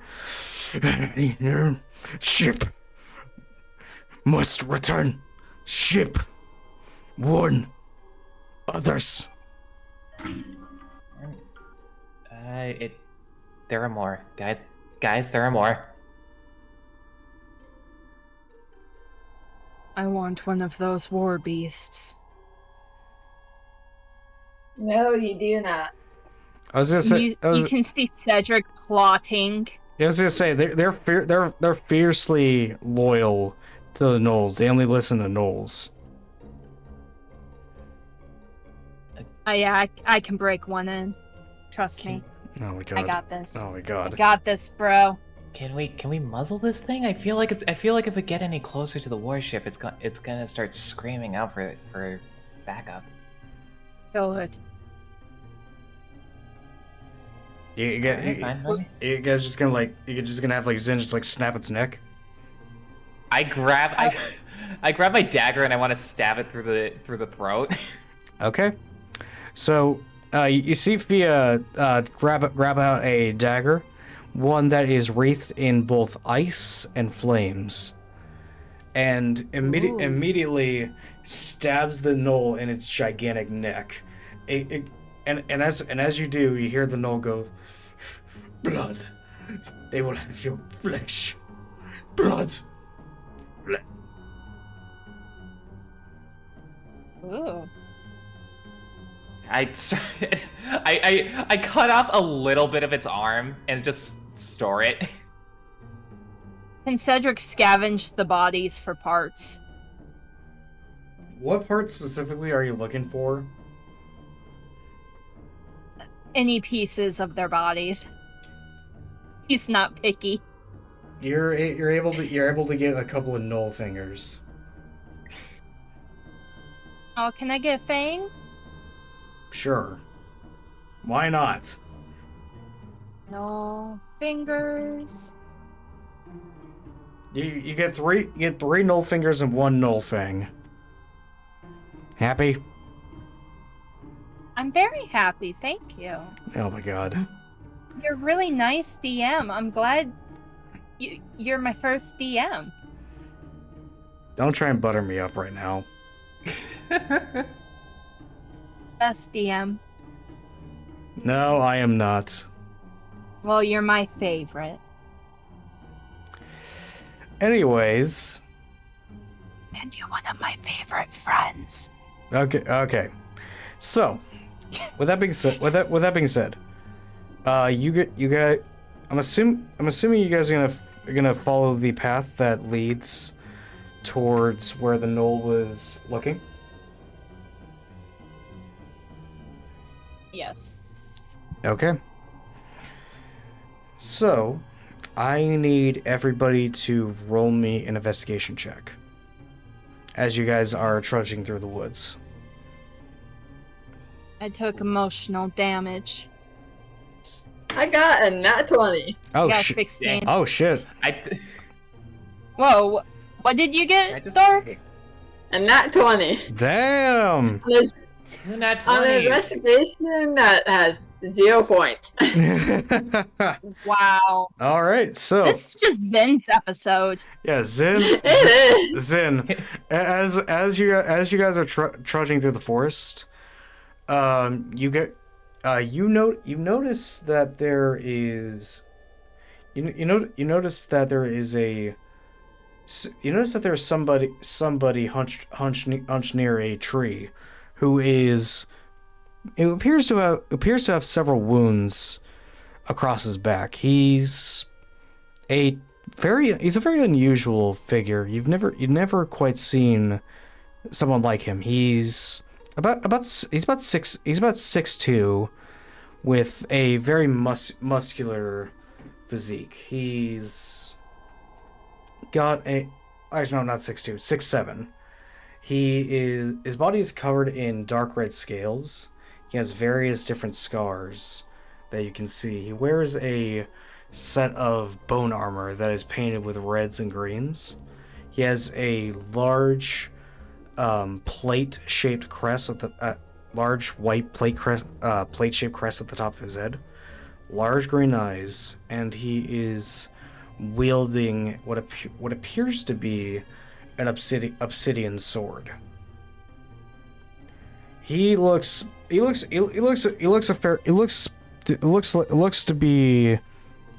like he had recently been in a fight. That's most likely a missing druid.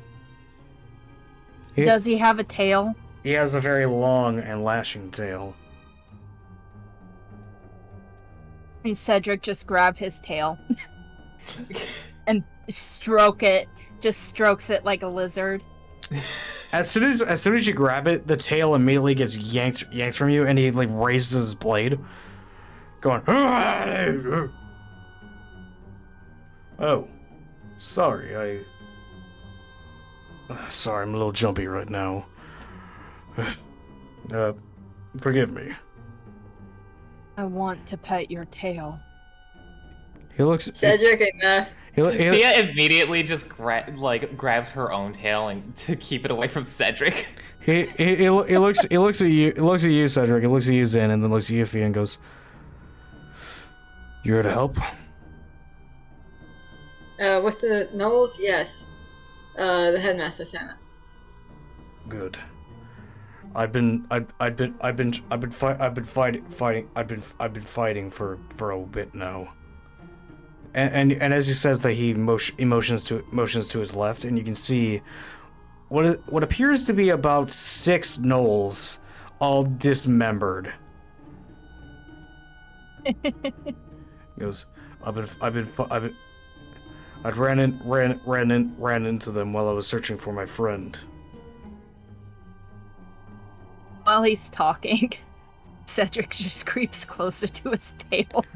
And you kind of see him like look down, and he just swats your hand with his tail. The texture is so lovely.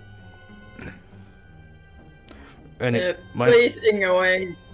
He is our resident monster man. Well, still, it is a pleasure. It is, despite the introduction, it is a pleasure to see you. My name is Lambio. Cedric is still trying to get his tail. Unfortunately, his eyes are sparkling and everything. Anyways, he looks happy. Oh my god. He goes up and say, my friend, she is a druid. She went missing not too long ago. Coming in here. When I went to investigate, I'd found myself assailed with gnolls. It seems that these things are intent on getting as much flesh as they can. These things are nothing but pure hunger. If I do believe though that my friend is just one of several that have gone missing. If you would join me, we could save them and any other creatures they have yet to kill.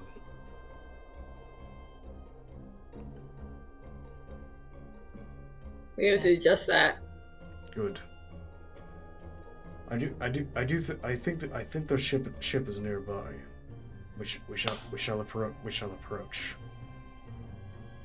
Well, that sounds like a lot of fun. You guys can go on ahead. I'll catch up with you. Fia immediately turns around and then trips on a root. Lambio walks over to you and offers a hand. If you go alone, you will die. It is best to stay with a group. Unless you want to be slowly torn apart and eaten alive. Nope, I'll go with you guys. Hey, he helped you up, Fia, as he quite literally, like lifts you off your feet, and it sets you down gently. And Cedric finally grabbed his tail. He just wants the tail. That's all he wants.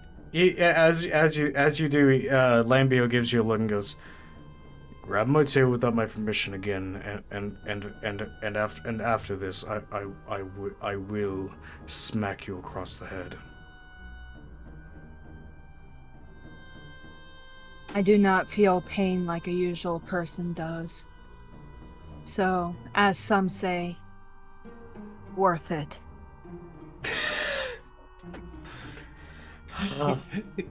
And he's just stroking the tail. And wait, you said Landio had wounds, right? Yeah, he has a couple of wounds on his back. Nothing too crazy. It looks like he only took like a couple of hits from these things. How many hit points would you say he's down? He's only down like 10 hit points. And he is not a druid, mind you. He is actually a fighter. So he's doing fine. So Cedric still has a healing potion. I was gonna say, you could give it to Fia, who's a squishy wizard. Fia's just like sitting there, like just thinking. It's like, got a healing potion this whole time. Cedric's just hyperfixated on the scaly man. I'm sorry, Fia.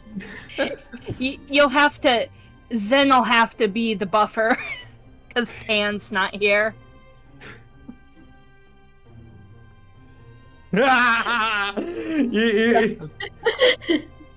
Oh my god! Literally, as you say that, Pisces messaged the group chat going, "I'm scared to know what's happening here." Oh my god, this session. Zen is having to be Cedric's moral compass this session. Oh my god. So Fia is still clutching the area where the arrow was originally. As this is going on, Lambio looks at you, Fia, and goes, "Oh, seems you took a hit here." He rummages through a bag and hands you a potion. Hi, Pisces! Fia immediately downs the entire thing. Okay. Hi, Pisces. All right, go ahead and heal 2d4. Or actually, no. Okay, so I should have mentioned this before, Beanie. But the way I run potions is, if you use an action to heal with a healing potion, you get the full amount. If you use a bonus action, you roll for the amount. Since we're not in combat, you're gonna be healing the full amount. So you're gonna be healing a total of 9 hit points. 9 hit points.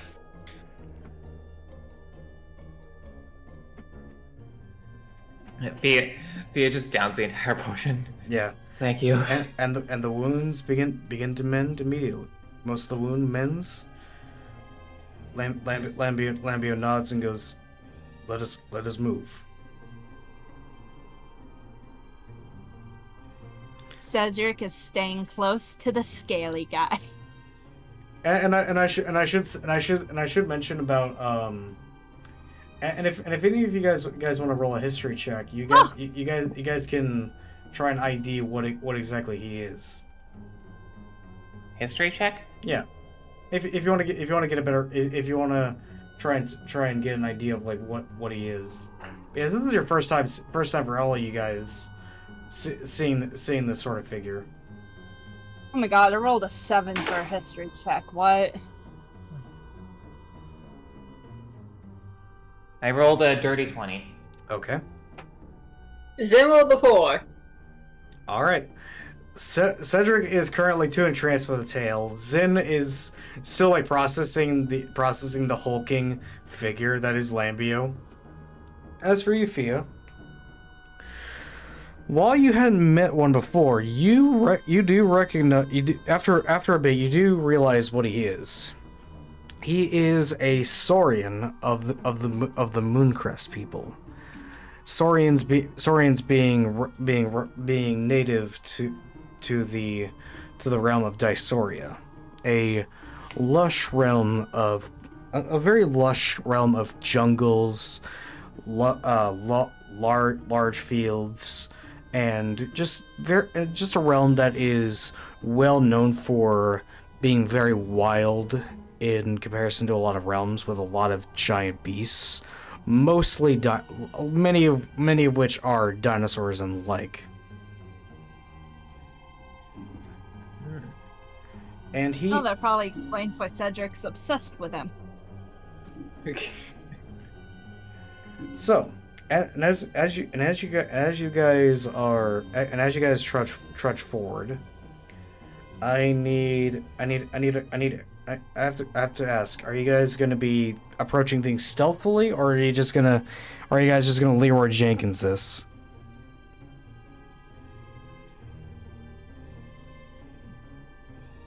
Cedric just follows the lizard man. As I say, he's a dinosaur man, not a lizard man. Alright, he follows the dino man.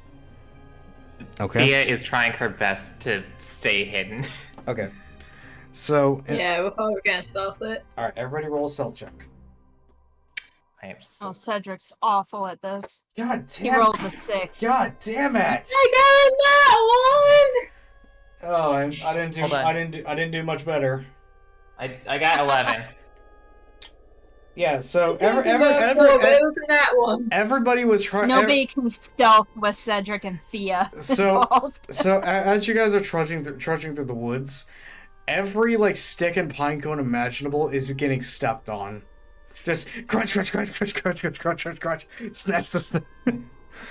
Thea is like constantly trying her best to like step around everything, but she's like hitting like the trees with her tail. Yep.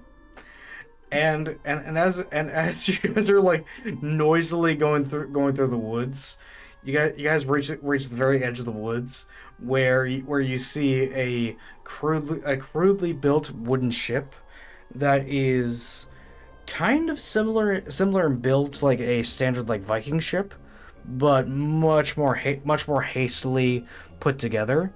And you can see you see a group of gnolls, and you can see several humanoids tied up and knocked unconscious, alongside several dead deer and a bear. And they're all just being like loaded up on the ship by a couple of gnolls. And at the very back of the group, you see a gnoll that is adorned in a much more well put together set of hide armor, but this one is much bigger.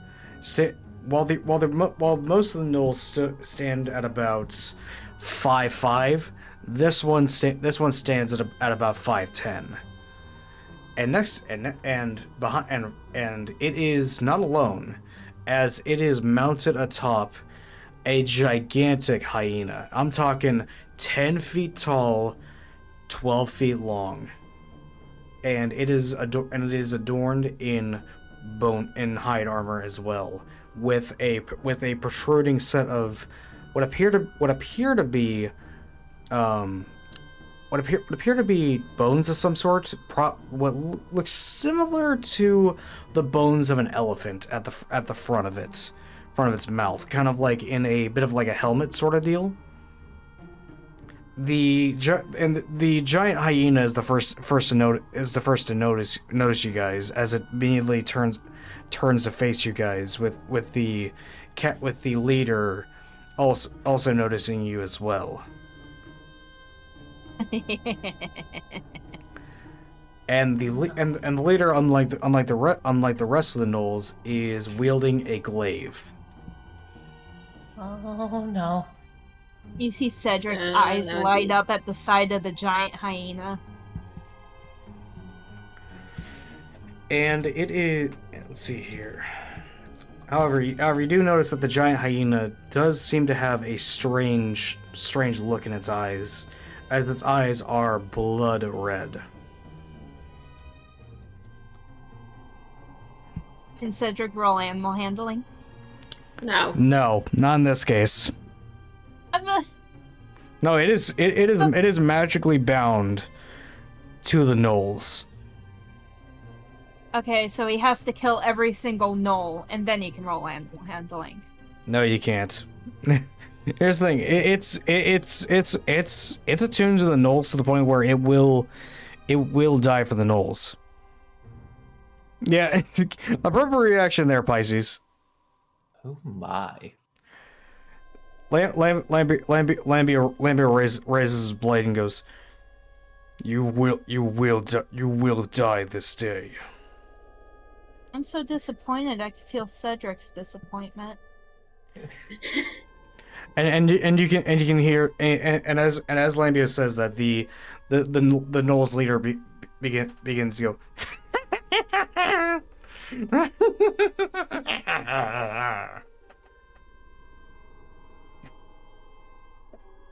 And following that, the other gnolls begin to laugh as well. And with that, Hold on, real quick. What? Tommy. What? Can Cedric point at the leader, just completely pissed off, and go, "I will only let you live if you give me one of those."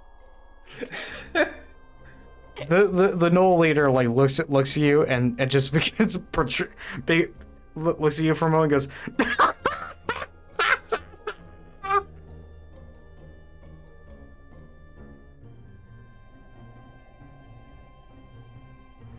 Everybody roll initiative. Oh no, my mic cut out. What does the gnoll leader do? You completely cut out. Oh, the gnoll looks at you and goes. Is it laughing? It's laughing. I think it's just laughing. It's laughing at the notion. Yeah, because you keep cutting out when you do that. No, it's just laughing basically. I rolled a 9. All right, hold on. It's going to regret that. 14. Okay. Oh, are we rolling initiative? Yes. Yeah. Yes, you are. I rolled a 7. It'll eventually regret doing that. Okay. You'll eventually regret doing that. Okay. So. Yeah. All right, the last one. Okay. All right. So what did everybody roll? I rolled 9. Okay. Miko and Dark? I rolled a 7, I think. Okay. 7, yes, and I rolled 14. Okay, so the turn order is going to be Lambio, Gnoll Leader, Warbeast, Cedric, Warbeast has its own turn. Fia. Actually, yeah, no. I thought I was going first. Oh wait, I was gonna say, what did you roll again, Fia? I rolled 9. Yeah, no, you're You're going before Cedric. Hold on, let me edit that real quick.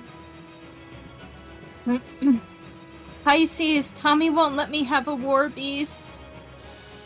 It fits in the lore, not happening.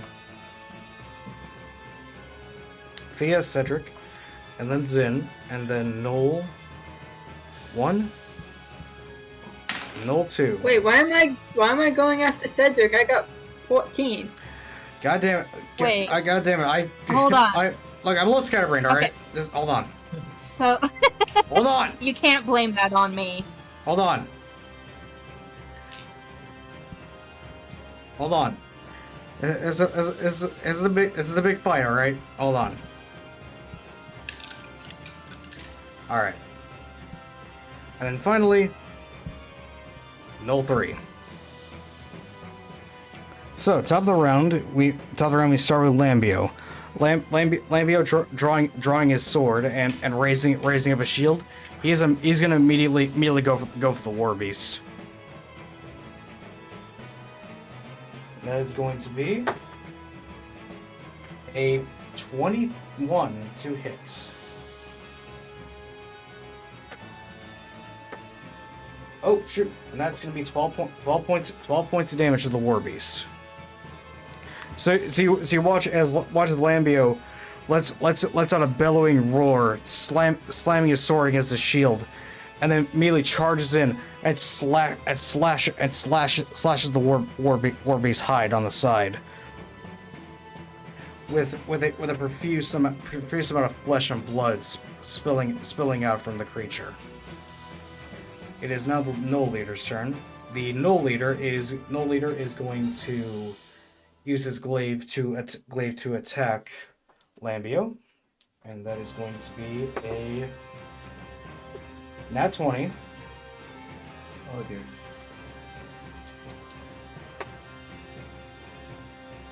Dealing 11 points of damage. He is down over half his health now. Oh dear. And the War Beast is going to try and attack him as well.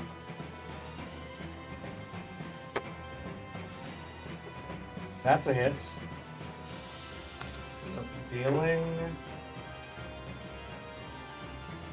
Dealing 4 points of damage. This new NPC is about to die immediately. No, he's fine. He's fine. Over half health, he's fine. He's fine. He'll be fine. Then it is your turn. Alright. Zen is gonna go ahead and attack the War Beast with his knuckle dusters. Alrighty. Go ahead. Make your attack. I'm assuming you're gonna go for the 25. Okay, that's a hit. Nice. I'm assuming you're gonna go for the whole 1-2. Yep. Alrighty, go ahead and make your secondary attack as well. That's 8 for the first damage. Okay. And he has to make a con save. And then 17 for the second hit. Doesn't make it. Takes 1 point of poison damage. 17 hits. Go ahead. He needs to make another con save. 11 for the second side of damage. Okay. Well, all right. So he makes the save on the secondary poison. All right. What was the first damage and what was the second? 8 and 11. Okay. Okay. So coming up to the War Beast, you first clock him with your right fist, and then followed it up with a left hook right in the dome, causing the beast to immediately stagger and shake its head violently, as a bit of poison affects it. It is Fia's turn. Fia, what are you going to do? You know what? I'm going to use. Do I know if the War Beast will be aimless if I kill the Null Leader? Well, what do you mean? Like if I like, is the Null Leader like sort of giving the War Beast commands, or or is the war beast just kind of doing its own thing? It's more or less going off of instinct, basically. Okay. You know what? I'm gonna.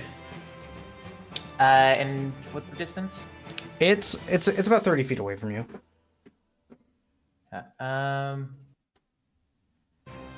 You know, I'll just cast True Strike. Oh, are you gonna cast it on? On the war beast.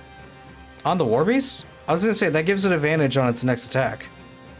Oh, does it? Yeah, it does. That's what True Strike does. No. I get an advantage on my first attack roll against the target. Oh, okay. Well, that's gonna. All right, so that's gonna be on your next turn then. Yeah. All right. Yeah. It says you point your finger at a target in range, and your magic grants you a brief insight into the target's defense. Yeah. On your next turn. So does that mean that I know it's? No, it doesn't mean it means it gives you advantage on your next attack against it. Okay. Okay. So Cedric, it is your turn. What do you do? Can I roll intimidation, because Cedric's still pretty ticked off and he's even more mad now. He can't have a war beast. What are you gonna roll intimidation on? The Knoll leader. Sure. Roll intimidation. Because it would be funny to absolutely terrify a Knoll, considering they're horrifying. I rolled a dirty 20. For the first time in this Knoll's life, it feels intimidated by a potential prey. And what else are you gonna do?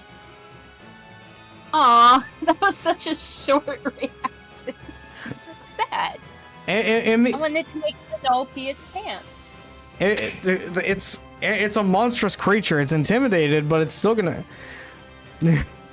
I don't know what you expect. No, they don't. They're free hanging. Oh. Gross. What? That took you a bit. You asked. You can only blame yourself for that one. I have never regretted asking something so much in my life before now. You asked that, and you got your answer. We need to chop their dicks off. I was gonna say the Knoll leader's a female. Ah. Oh, okay. The rest of the Knolls are males.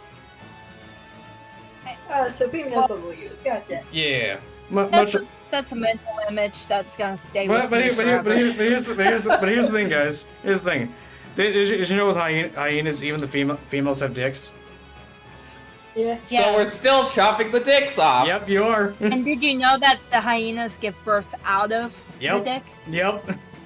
And most of them die from it. Yeah. Yeah. So anyways, now that this was a fun. Yes, they are animal biology matriarchal. Yes, they are. So what are you gonna do attack-wise, Cedric?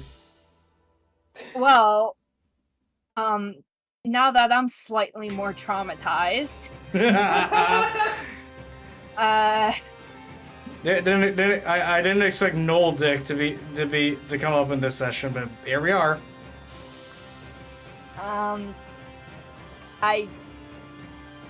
gonna attack the Knoll leader. All right. With what spell? Lightning bolt. Wait, what? Guiding. I'm attacking. I was gonna say guiding bolt or lightning bolt because I heard lightning bolt. This is because you're doing guiding bolt. Okay, I'm not Zeus. I was gonna say you don't have that spell. I know that. All right, but guiding bolt. All right, go ahead and make an attack. I rolled a 23. God damn! All right. Damn. And I rolled 21 for damage. Fucking hell. So as the Knoll kind of like begins to contemplate this new feeling of fear, thrusting your arcasaf forward, a guiding bolt of light begins propelling itself forward like an arrow, shoots the Knoll right in the neck, causing it to fall immediately off the war beast to the left and immediately onto the ground. So so now anybody who attacks the Gnoll leader until the start of its next turn has advantage. But of course, so it is now Gnoll number 1's turn. Gnoll number 1 is going to use the turn to get off the ship and is going to fire a arrow right at Zin. Can I do this thing again? Yeah, you can. Not that it matters, because I just rolled in that one. God damn it! Okay, never mind then. For fuck's sake! I need to roll damage.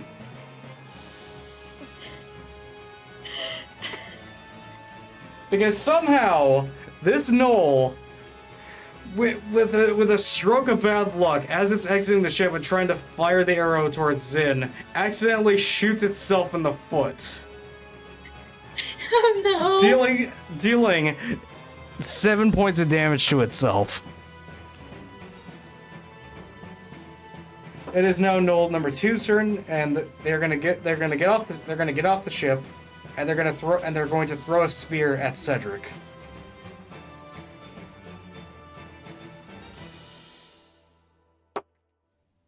God damn it! Alright, let's see here. I need to do some math. 10, 11, 12. The AC is 15, so that's not gonna hit. So Cedric, after casting the guiding bolt, you watch as a spear just whizzes past your head as the second Gnoll just absolutely whiffs an attack against you. The third one is going to knock an arrow and fire on Fia. What? Why me? Because you're the new player, gotta break you in. Oh no. Get her. Wow. Okay, that's it. Oh, I didn't What? mean literally. And inexplicably rolls the lowest amount it can. God damn it, that's 3 points of damage. 3 points of damage is actually not as bad as it could have been. Yeah, it could have been worse. You could have been taking 10 there. Again. Yeah. So with that being said, top of the round, it is Lambio's turn, and he is going to, seeing that the Gnoll leader is down, he's going to focus his efforts on the War Beast. And that is a nat 20 for his first attack. And I realize now he is a fighter; he has multiple attacks. So he's going to be making a secondary attack with a 19. So that's going to be a lot of. That's going to be This might kill her actually. Okay. Quote from the DM. Nah, he's fine. Okay, that's a lot of damage, but it's not able to kill it. So you watch as, oh yeah, and also they do have action surge. They'd probably go for it. Oh great. Nat 1, so that's a miss. They don't hit themselves, thankfully. So you watch as Lambio, using a shield arm, bashes the war beast's leg, and it stabs right into the creature's belly. And it is now the Gnoll leader's turn. The Gnoll leader stands up, and it looks immediately in your direction, Cedric, and it is going to bum rush you and go for a glaive hit. Nat 20. No. Things are going so well. Alright, I need to find my other D12. Where's my other D12? D12, where are you? There you are.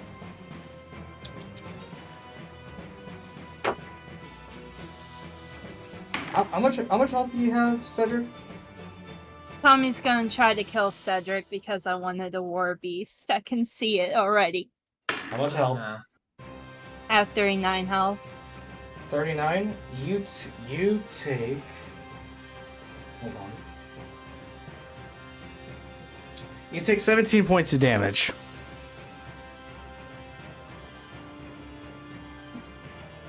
It was nice knowing you. Okay, so I'm down at 22 now. Yep. It is now the Warbeast's turn. The Warbeast is going to make an attempt on Lambio. That is a hit.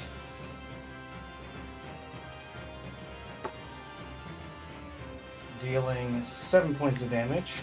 He is down to 15.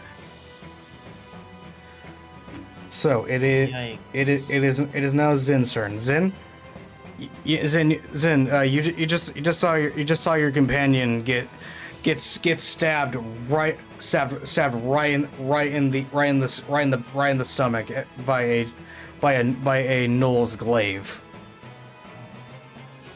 What do you do? And run over to the leader and strike him with the knuckle dusters.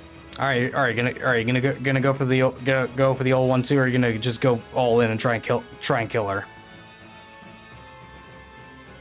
I think I'm gonna go all in dry. Alrighty. All right. Go ahead and make your first attack. Go ahead and make your first attack.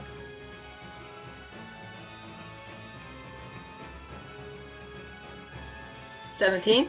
That hits. 8 Alrighty. damage. It's still alright. She's still alive. She needs to make a con save.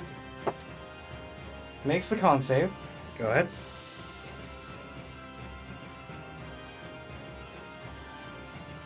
$10. That is not a hit. And if Okay. you're gonna go for your flurry of blows. Yes. All right, those will be unarmed strikes, but you could potentially kill it.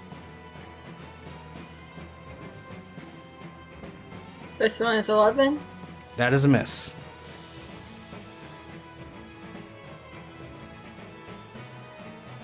$9. That is also a miss. Unfortunately, after you manage to clock her right in the back of the skull, she gets wise to him and immediately backs up and weaves in between the punches. And it is now Fia's turn. Fia, the Gnoll leader is really freaking close to you. Oh jeez, god damn. Okay. About 10 feet away from you, to be exact. 10 feet away. How far is the Warbeast as well? It's about 30 feet away. Okay. Okay, so you know what? I am going to cast. Yeah, I'll cast Thunderwave as a. I'll just cast it as a first level spell against the. It's a. It's an AoE. Yeah, would that hit both of them? Yeah, that would actually. So they. Okay. Yeah, so they need to make a save to not get knocked down. They do take damage. Constitution 14. Okay, the Warbeast makes the save with a nat 20. The leader does not make the save. They still take damage, but the Warbeast, but the leader, assuming she doesn't die, the war will go down on the ground prone. But go ahead and roll your damage. Let me just make sure I'm grabbing d8s. Oh yeah, you're gonna need the d8s.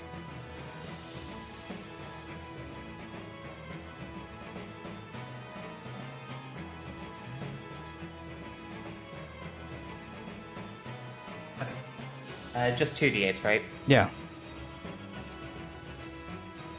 I did so well. That's 3. That's only 3 damage. Surprisingly, Fia, how do you want to do this with the Gnoll leader? She's dead. Oh, she had 3 health left. No, it's immediate panic. Fia just pulls out her book and just casts a and like over the area with the war beast and the null leader, just a giant like snowstorm comes up and thunder comes out of the clouds. So with it, suddenly a snowstorm begins to manifest as a thunderous boom echoes out from the clouds, and you watch as the null leader's upper torso explodes into meat salsa, and the war beast is just shuddering from the force. Jesus Christ! Thunderwave, it's fun. Yeah, didn't expect to hear meat salsa today, did ya? Oh, hell's this? No. Oh, hell's this hurt? Oh god! Oh no! Cedric, it is your turn. The war beast is looking. Cedric. The war beast is looking pretty worse for wear. Cedric is going to turn and look at Fia.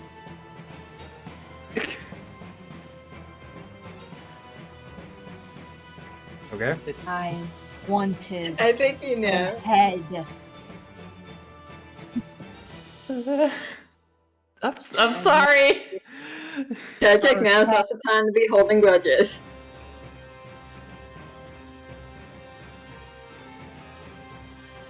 Well, I for one think Fia did a good job on that one. He says that as he's holding the beast back with his shield. Fia is covered in blood right now. Yep. Welcome to it. He is panicking. Welcome to adventuring. You can see Cedric isn't quite sure if he should finish off the war beast or hit Fia with something. You hit Fia and I'm gonna hit you next. Yeah, I wanted her head. I was gonna say there's also You just had to make her explode. there is also the other three gnolls as well. I wanted to study her to see how she connected with the war beast. I'm sorry. And he is just like shaking. He's so mad. Just murderous aura pouring off of him. I'll save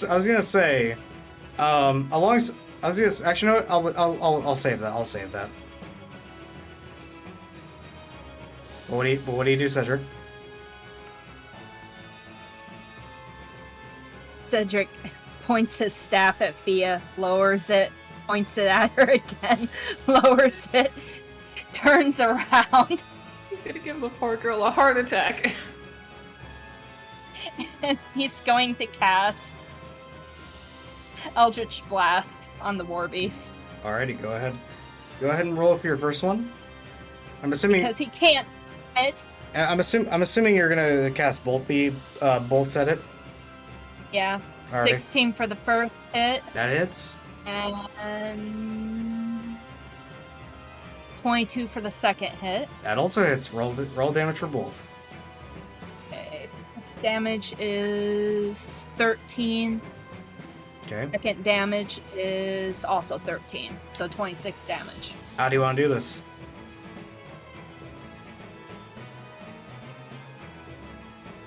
Cedric is just seething with rage. And while he really doesn't want to kill the war beast, he knows that at this moment in time, he can't tame it. He can't tame one. Because he doesn't know how to. Until he gets a Null Leader's head and dissects it. But Fia had just made her explode. So instead, he takes all his frustration out on the war beast by absolutely blasting the living heck out of it while making eye contact with Fia. Oh my god. And he's just frowning and glaring and looking absolutely murderous. So you as you blast the war beast, the first bolt hits it right in the skull. The second hits it right in the chest, and as that happens, the war beast is sent flying off the very edge of the realm, as it is just careening and falling down into the sea of stars and the abyss below. I wanted her head. And as that happens, it is now Null number 1's turn.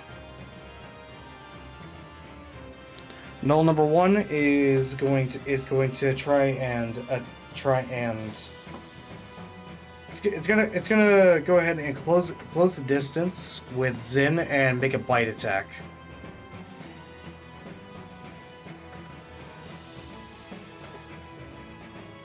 Missing with a 8.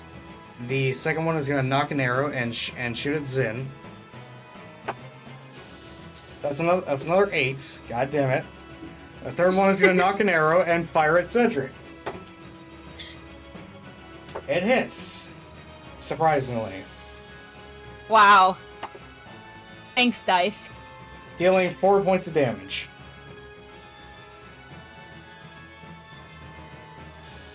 It is now top of the round. Lambio is going to attack the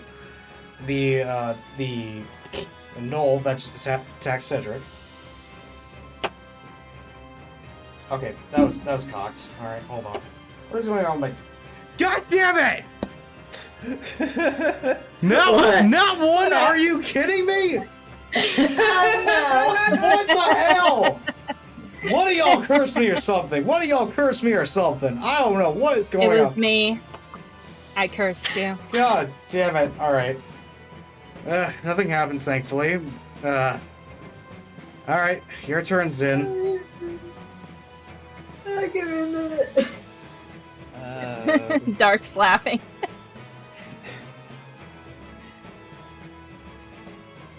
Okay. Pisces says, the sounds of DM despair. Yeah, very much so. Zin is gonna attack the Null that just tried to bite him with the knuckle dusters. Alrighty. 14 for the first hit. That hits. Actually, wait. No, you said 14? That does not hit, actually. Yeah. Sorry. Okay. Misread the AC. And then 19 for the second. That does hit. Go ahead and roll damage. And he needs to make a con save, which is not great. That's an 11. That is a failure. That's going to be 5 poison damage. And for your if your physical damage? 8. 8? Yeah, so 8. Yeah, so immediately after as it snaps its teeth together, you immediately clock it right in the throat. Causing it to stagger back a bit as it begins to whimper. It is Fia's turn. Fia? Okay. Absolutely horrified by Cedric. Sorry. This poor girl has so much anxiety already. She does not need the threat. I'm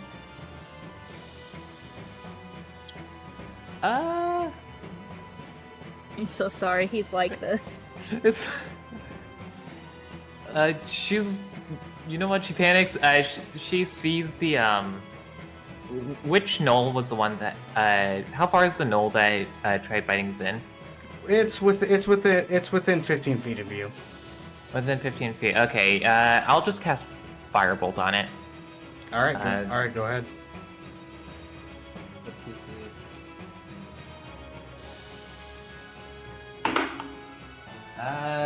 It's 9 plus 6, right? There's a for the DC. Yeah, I was gonna say it's a spell attack. You're adding your intelligence. Yeah. Okay. 15. 15 hits. Nice. Okay. Go ahead and roll the damage.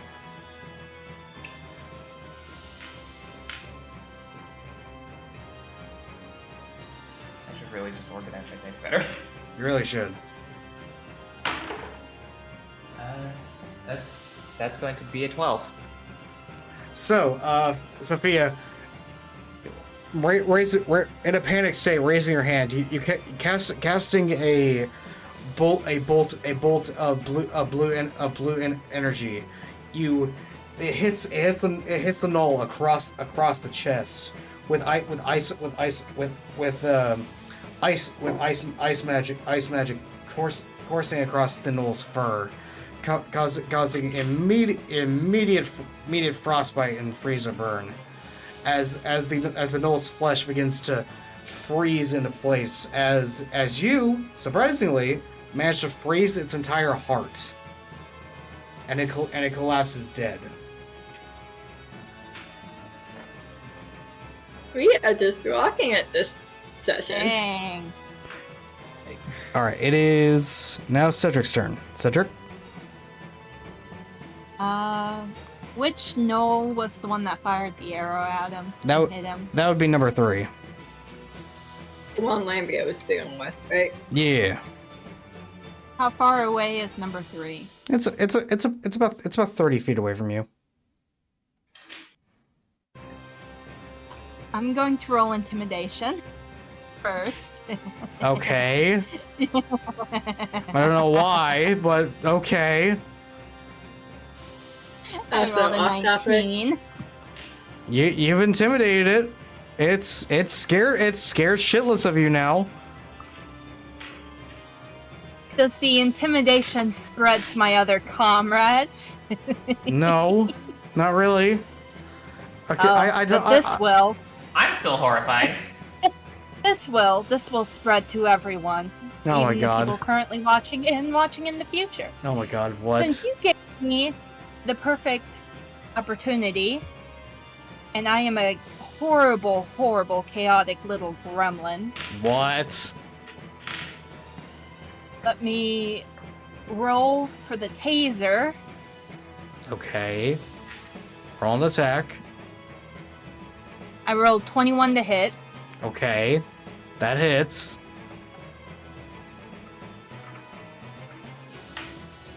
I rolled 7 for damage, and he is going to tase freely flying bits of the gnoll.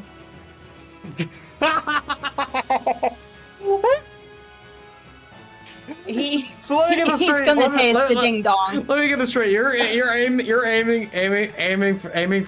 for the gnoll's dick with the taser. I got over 20, so I'm aiming for the balls. You know what? So as you fired the taser, the prongs immediately makes contact with the shaggy schlong of the gnoll, and it immediately just gets electrocuted, and immediately it's like yelping in pain, and you just watch it as it just kind of like reels from the pain, and for a moment then goes stiff. And you just kind of watch it go, and it immediately just falls off the realm itself, and it just descends into the void. I hate this. It was only a matter of time. Until one of you hit something in the dick. It was only a matter of time. I had a feeling. I know D&D players. I'm sorry. Next attack, I just cast a mage hand and twist the dick of one of the gnolls. Oh my god. I'm so glad my dad can't hear my phone over the TV despite me being a speaker on. Oh my god. Well, that gets rid of one of the gnolls really fast. Oh my god, so yes, only one gnoll remains. Anyways, it's that gnoll's turn. The gnoll, seeing the situation at hand, it is going to try and attack the weakest looking one, that being Fia, by knocking an arrow and firing.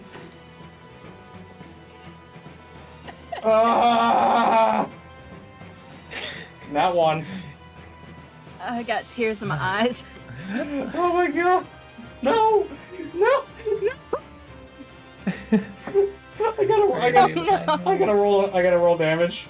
Happy birthday, Pisces Dad. God, no freaking way. What happened? So much like before, the same Knoll tries to fire an arrow at Fia, but inexplicably, due to the shock of what just happened, it shoots itself in the foot, and from the pain, it trips and falls off the edge of the realm. Let's go! Combat is resolved, and Can Cedric explore the ship?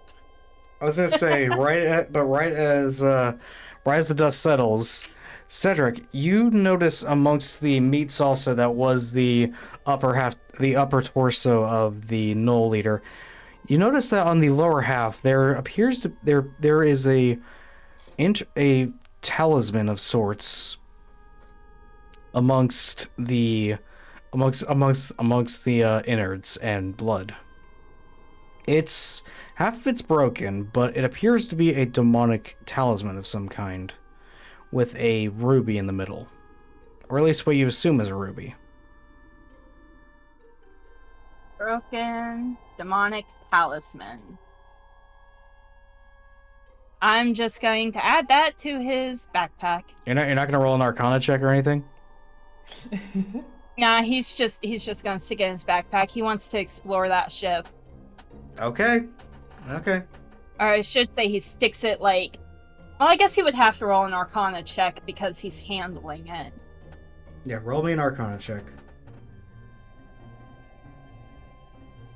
I rolled a 22. The talisman appears to... So upon closer inspection, you realize that the gem in the middle isn't actually a ruby. It's actually what appears to be blood, solidified into a stone. And from what you can tell, this talisman was used to control and mute and basically make the war beast as big as it was in a unnatural demonic ritual.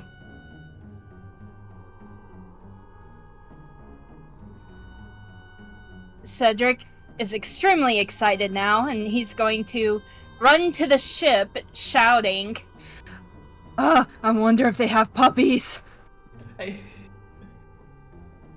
As you get onto the ship, you see. I want puppies. As you get onto the ship, you don't see any hyena puppies, but you do see several unconscious deer, a dead bear, and a couple of unconscious tied up students.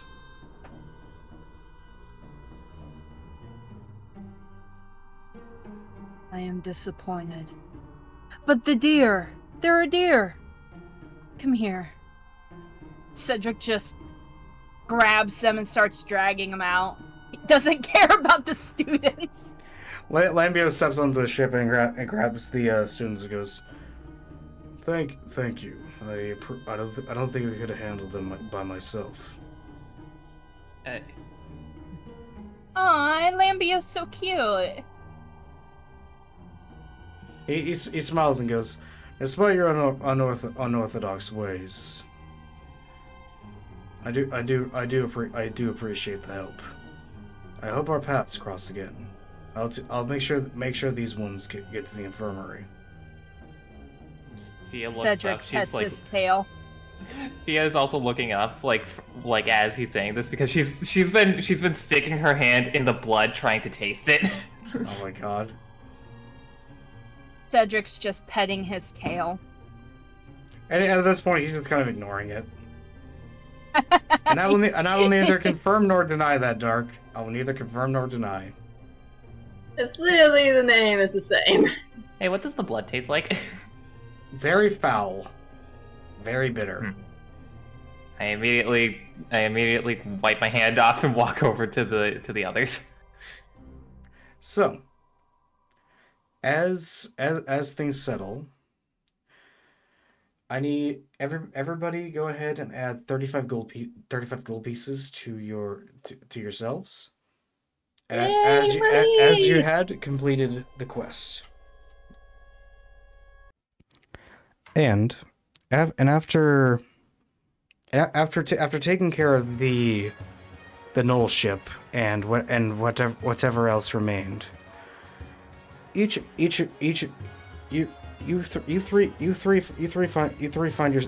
three later find yourselves being treated to a dinner courtesy of Lambio, and as he has not only bought you guys dinner but also plenty of alcohol.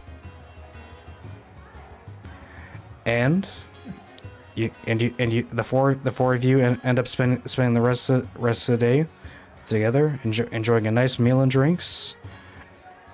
As we end the session there. So,